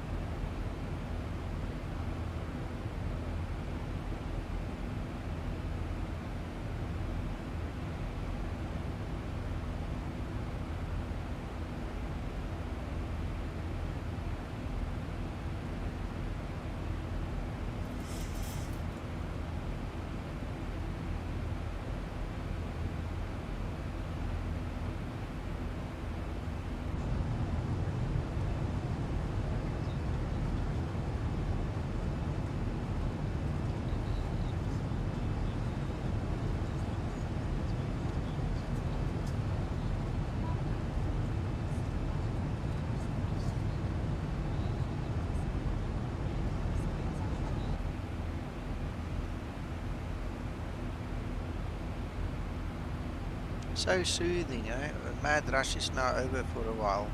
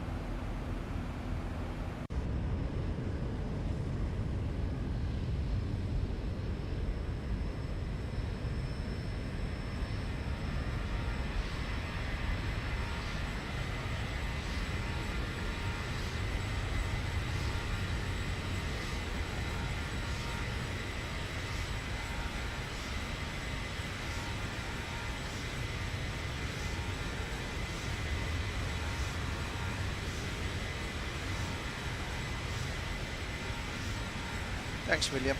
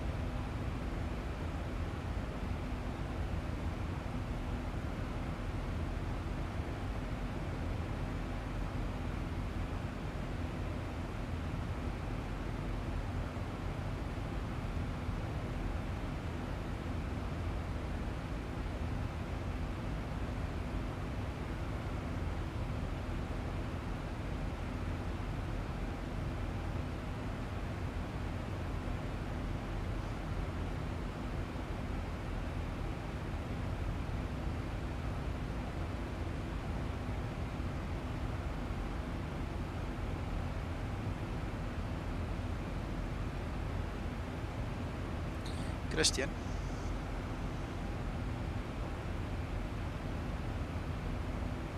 Hello. Okay, I want to show you something quickly here on screen. Are you still awake? Can you still manage? Yes. How's it go? Okay. If you look at your active sky, right, on this page, this is, I mean, you can access this from a web browser, but it's built into SDKP. If you go to the bottom, well, middle bottom section, it's not completely down all the way, you'll see there it's actually got a decoded TAF for you, the terminal forecast, okay? So it says Yes. there the expected weather is going to be 340 at 8. Clouds, we don't care about. There we've got the temperature, and there we've got the QNH. Okay, I just wanted to bring this under your attention while you are asking about active sky.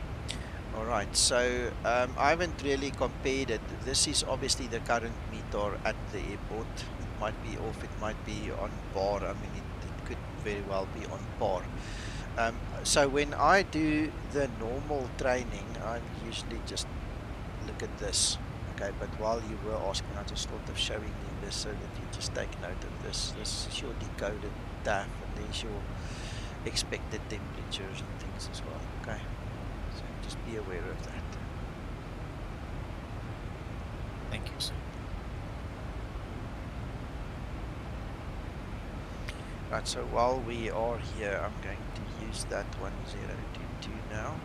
We're going to put that into the holding point over there. Alright, so we've got that. Then we're going to look at our Navigraph. So we need the correct runway now. ILS 02. ATC says 02. Okay, we're not going to go 02. We've changed everything already. No, we're saying no. We've got a problem, a medical emergency. We're going 25 now. Thank you, Sasso. You almost gave me a heart attack there. Yeah, 02. Come on, my friend. At the end of the month, the salary will pay for it. Okay, okay, all right. I love your jokes. Thank you. All right, so let's quickly look at this. We're going to do normal cat 1. Right, we're going to intercept at 2300. ATC says, I just spoke with ATC, and ATC said expect the MARTA 2 November ILS Zulu 02. I've just disconnected from the network. You can tell it to someone else. You're naughty, Sato. To me, I had 25 right as well, huh? Okay, okay. And Yeah. I was approached and tower came on. Excellent. Let's go. I said, okay, I'm inbound on 25 right. Okay, clear to land. Excellent, excellent. All right, so Sasso and I have got a private joke actually here now because of everything that's happened in the first half of the stream. That's why we're laughing with each other now. So, all right. So I've set that intercept altitude is 2,300. That is set. We want to be on 245. That's our course heading. And then we want to be high. Come on. We want to be at 1095. Alright, we can tune the VOR 1167.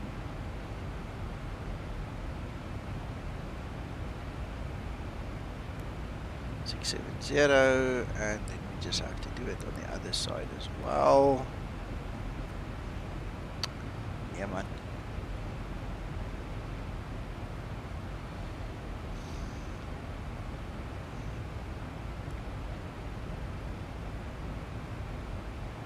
Nico, do you use the rings on the approach?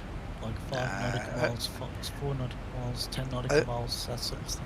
Only for training. I don't use it myself, but I mean I'm used to doing it without it, but only for training. We can put it in if it makes you feel better. Let's do that. While it is a training thing, why don't we just do that? So we're gonna go to fix. Alright, so that's the fix. Now we're gonna go to legs more first. like a visual reference. Yeah, yeah, no, I get it, so take just in case ATC right. gives us vectors. Yeah. Fix.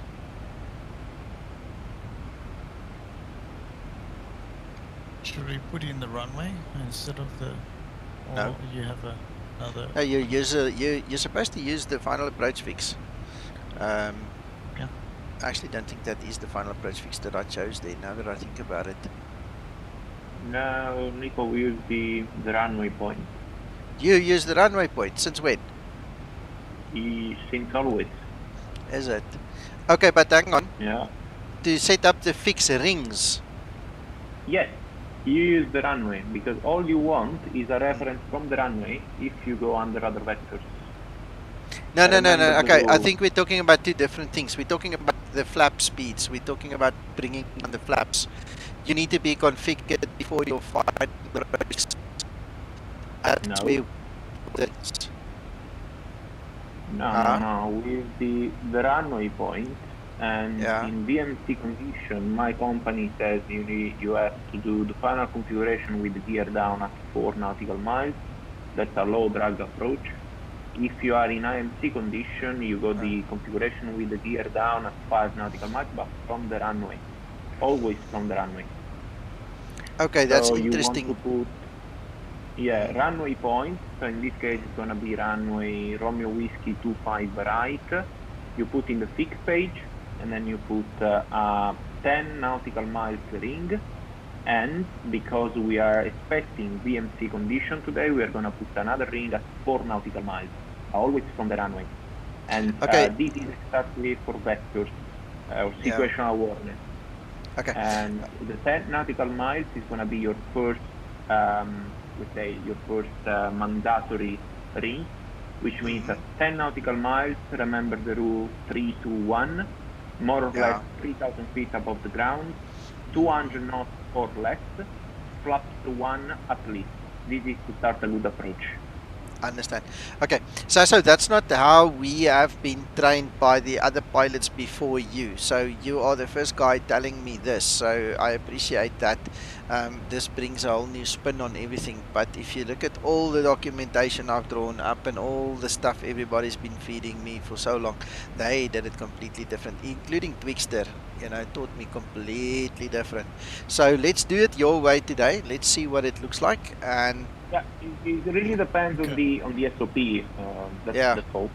SOP, yeah, correct. I was going to say it might be company specific. Probably. It is definitely company specific because Copa does it totally different. Twixter does it totally different. You know, so it's definitely a company specific thing. But let's do it your way. I mean, you are here. Let's do it your way, and then this is the so-called low drag approach. Low drag approach means that you kind of wait to put the gear down because the gear is a lot of drag, a lot of fuel. Understand. So this is called low drag approach. Yeah. Say by 10 nautical miles you have to have flaps 5, and by 4 nautical miles you probably have to have gear down and flaps 15. So 10 nautical miles, at least flaps 1. It's not mandatory to have flaps 5, but at least flaps 1 out. Then it depends. If you have tailwind, you may be already with flaps 10 out. The aim here is to aviate. So all these rings are just for situational awareness. 10 nautical miles, at least flaps 1. Exactly. 10 nautical miles, at least flaps 1. And remember the 3-2-1 rule. More or less 3,000 feet above the ground. Flaps 200 knots or less, as instructed by ATC. And at least flaps 1. Copy, understood. Thank you.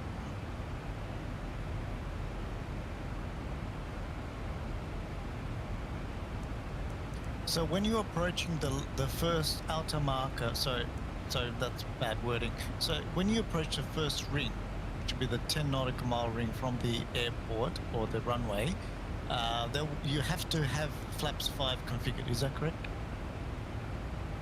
Not compulsory. It depends on the wind. If we are light, as it happens to me during these days, to keep the speed and the profile, I just maybe need flaps 1, especially if I have headwind. If I start to have a situation of tailwind, then maybe I have to go even for flaps 10 by 10 nautical miles. Remember the other rule. 10 miles from the runway, 200 knots. 9 miles, 190. 8 miles, 180. This is the good, let's say, good airmanship to have a good approach.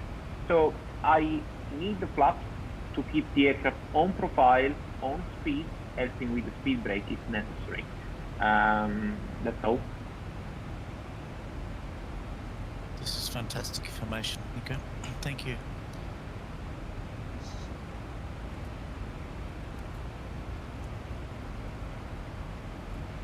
For instance, Nico, as I was saying before regarding the shortcut, coming from our direction, instead of flying all that thingy, because the track miles are 132, as you can see in the prop page, but 132 is what you fly, so what you have planned is not the direct air distance from the airport. So 132 is a lot.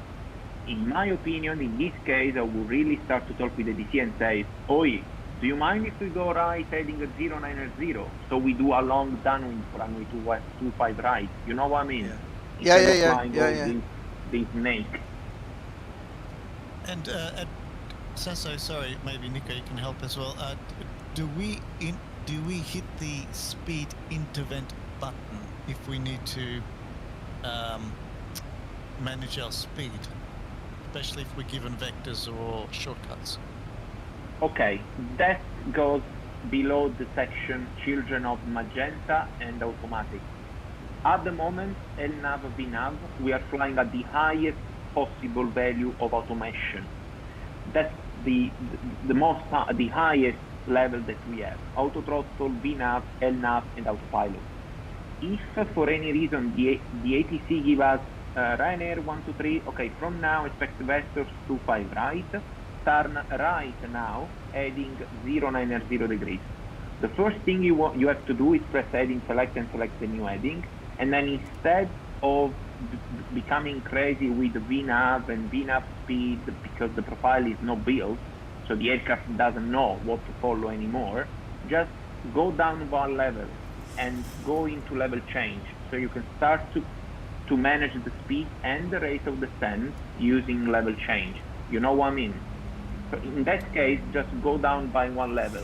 Forget VNAV, which is perfect if you have the profile, but if you start to go in heading select as Nico is doing, then he doesn't know because there is no VNAV profile anymore, or at least we are not following the profile that is built over there.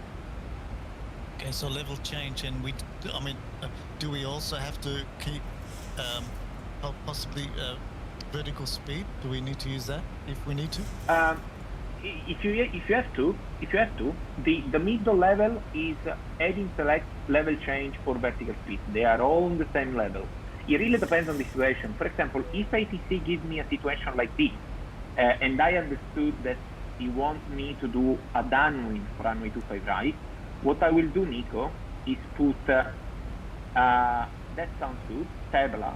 Now, ATC comes back and says left to adjust, heading at 080 degrees, and then I will show you how to build a waypoint. So left at 080 degrees. I'm on 080 degrees. Okay, that's perfect. Now, as you can see, we are high on profile, a lot high. So I suggest speed to 20, a speed breakout. Sorry, to 20 speed breakout. Correct. Okay. So is 220 the magic number, I'll say? Yes, because 220 is a good speed in level change because you can even start to use the flux that will increase your descent rate. I will show you in a second. In the meantime, let's build a point. Now I need Nico, if you don't mind, legs page, open. Yeah. 245 minus 90 minus 100 is 145. 245 minus 90. So 145, 155. Okay, set tabla on top. So write the tabla. No, I don't know what that is. Say again. Tabla is on top. Just press tabla just once. I don't know what the route tabla. Oh, you mean there? Oh, sorry, tabla. Yeah, I've pressed it. Yeah. Okay, and now write after tabla 155. Yeah. Slash 15. And then enter it there. Okay, give me 1 second that I have the lag in the video. Okay, 15, just press put on top of tabla.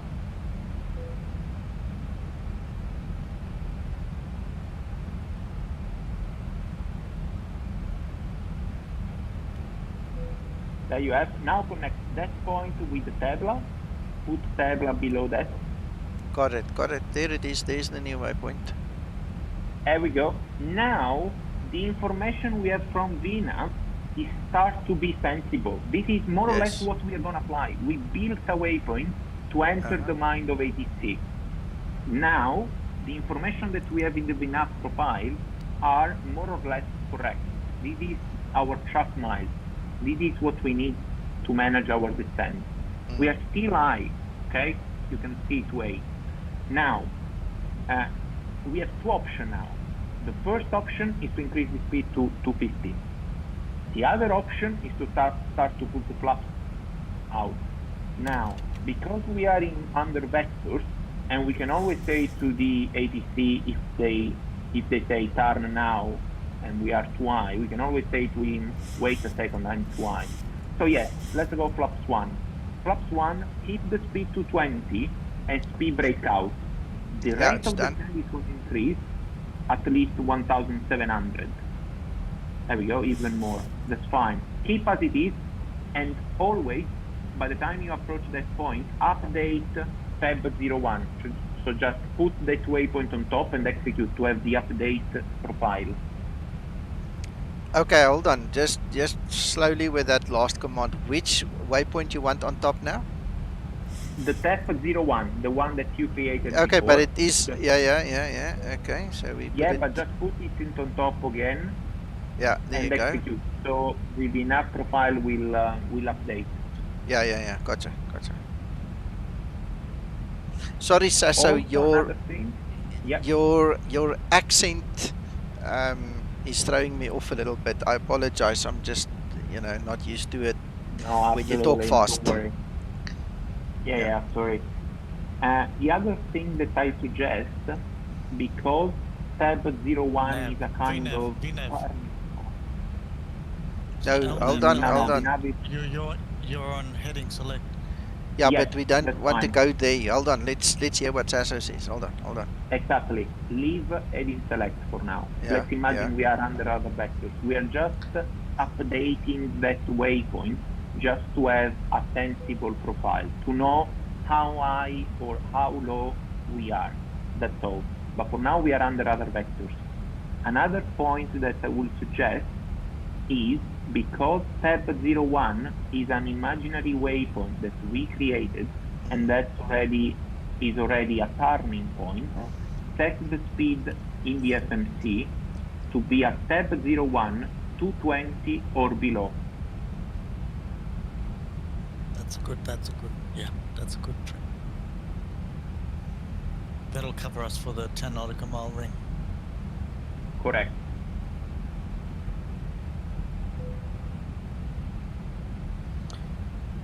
No.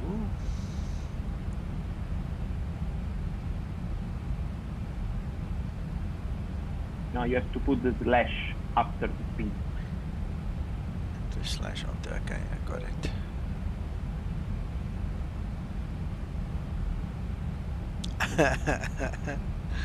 There you go. Yeah. Now keep updating that point. So just keep putting it on top. Nico, are you on VNAV now, or is it? No, it's level change. Level change. Level change. Yeah. Yeah, and that's good. That's what we want. Okay, we can start to go left on heading 050.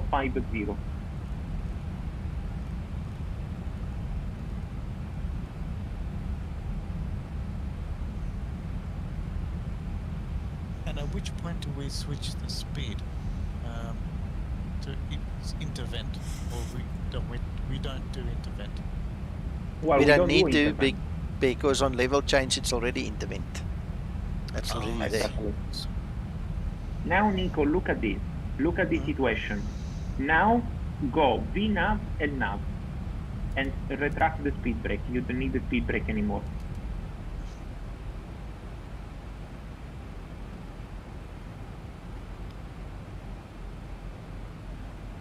Look how nice he will go. He will work everything by himself, I promise.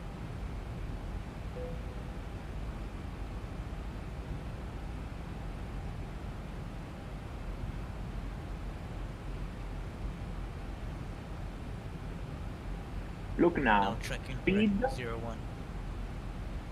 Speed is good because it's reducing, which is even slower than necessary. But that's okay. We are descending, we are on profile, and That's all sorted. Nice. So those rings actually really help. Yeah, it's all a matter of having in the FMC what you are going to fly or what you expect to fly. Because otherwise, if you trust the profile, but the profile is completely different from what you are going to fly, then there are two options. Or you will end up high, or you will end up low. That's all. No other option. Like a safety buffer.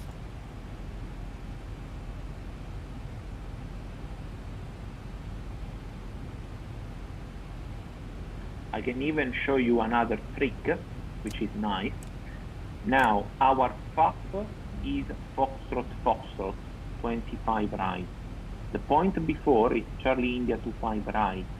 Now, let's create a point around 5 miles before Tango Echo Bravo 01. So just press Tango Echo Bravo 01, just press it once. Done. Now /-5. Like so.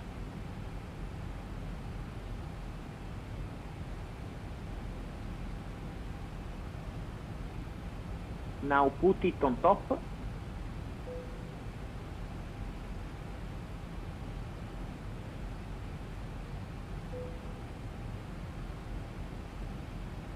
And then Charlie India 25 right after that point.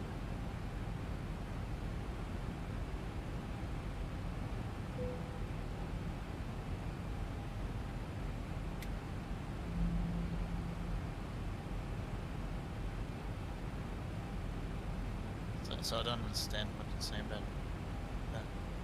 Interesting. Yeah. Another thing, Nico, tab 02, again, speed 220 or below, slash.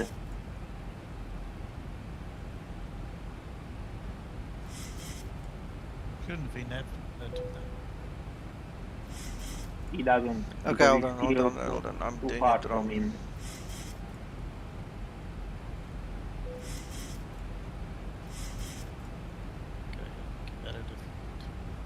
Yeah, there you go, it's fixed. Perfect, and speed breakout now.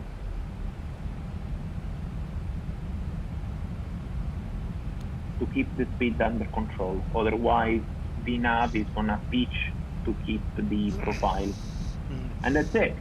This is if ATC calls us again and says, oh, Ryanair 123, you are now number one for the approach. Expect short approach or expect vectors to a 7 miles final, which is more or less Charlie Foxtrot 25 right. So we build again something sensible to keep our aircraft on profile and on speed with what the ATC will let us fly.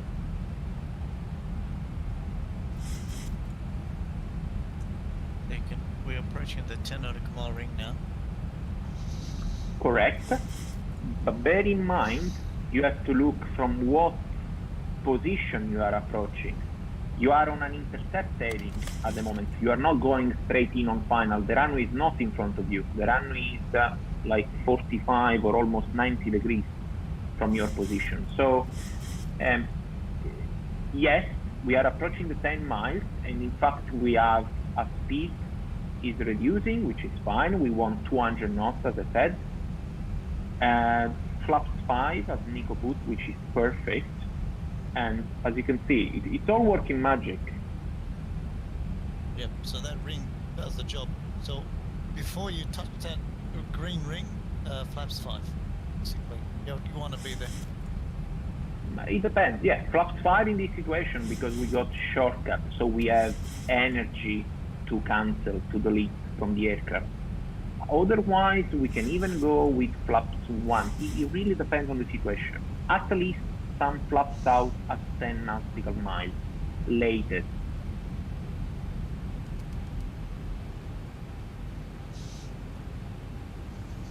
Okay, I just want to mention something. the entry-level guys shouldn't do this. This is for more advanced pilots, guys. So don't go and try and copy this and then cry or feel sad or not be happy if you don't do it correctly. Please, guys. This is for more advanced users and pilots. Sasso is a real pilot for those of you that don't know this. So I just thought I'd mention that. Oh no, you copied it already.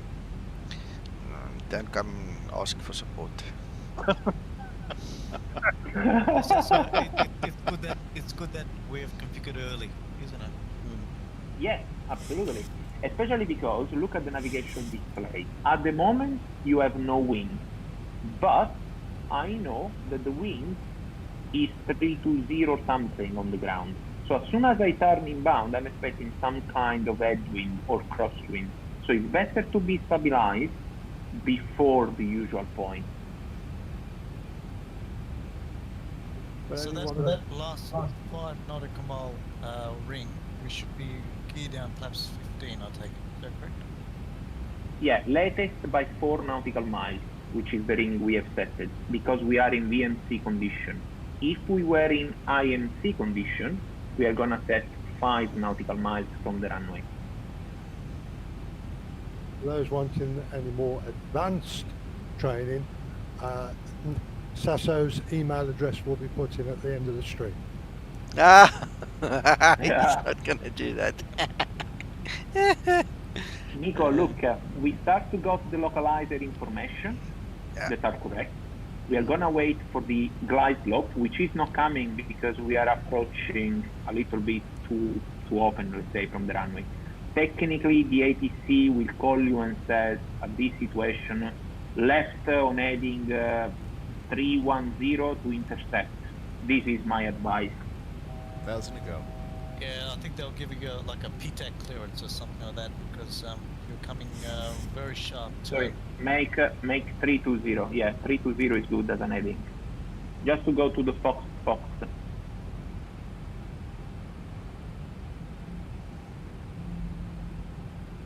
But that's what we usually do, eh? The vectors like this, very short.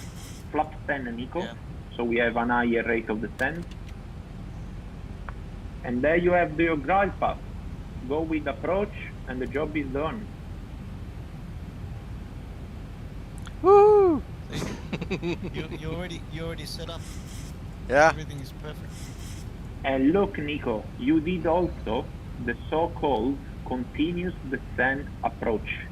You never level off. He's gonna managing the descent to intercept the glide slope before leveling off, technically. Yeah, I'm with you. Awesome. Phew.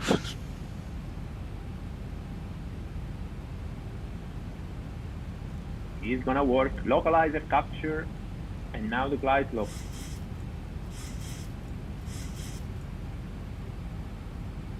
Too early now, isn't it? That approach is.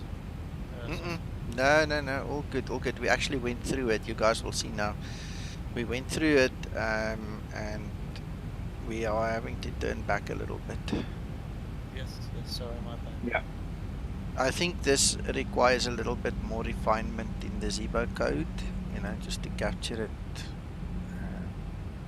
more lifelike. But that will come. Yeah. Now. We are at 6 miles from the runway and we are ready, and the only thing missing is the gear and the final configuration. We can wait, Nico, 4 nautical miles, which is the other ring. Also, you have the distance from the runway at top of the PSD. So maybe gear down flaps 15. Yeah, at the ring. Yeah, 4.3. 4.3, you can go with the gear down. So by the time you are at 4 nautical miles, you have the gear already down.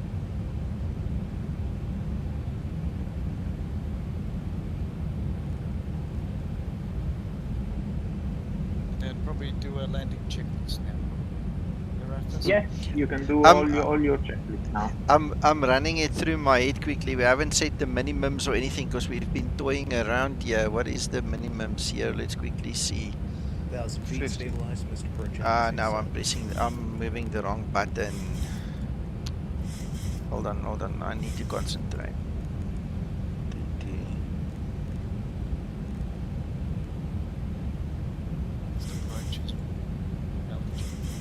Forget about that. You know, Nico. I nearly do You it. know, Nico. Yeah. Minimum is Flap 50. 30. Flap 30 is the main thing. Don't worry about the minima. You are visual with the runway, and you are clear to land.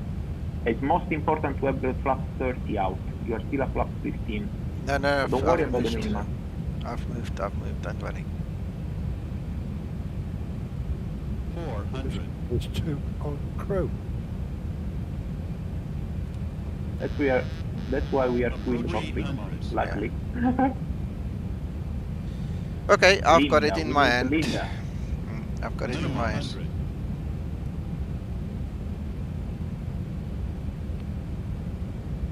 100. Nice landing, Nico. 50, 40, 30, 20, 10. You gotta be 50 up past that margin. Yeah, when you cross the threshold at 50 feet. Well done. Thank well you. done. Very nice, very nice. Congratulations. Wow. Fantastic. Good job, sir. Like yesterday, Nico, it's perfect. The landing technique is perfect. You fly to the runway, and then at 20 feet, you just hold the nose. You don't float, you touch there, that's it. Check, close, hold, is that right? That's the game. Sure. Nice one, Nico. Thank you. I wish Linda was here to see this. I'll send the pictures, don't worry.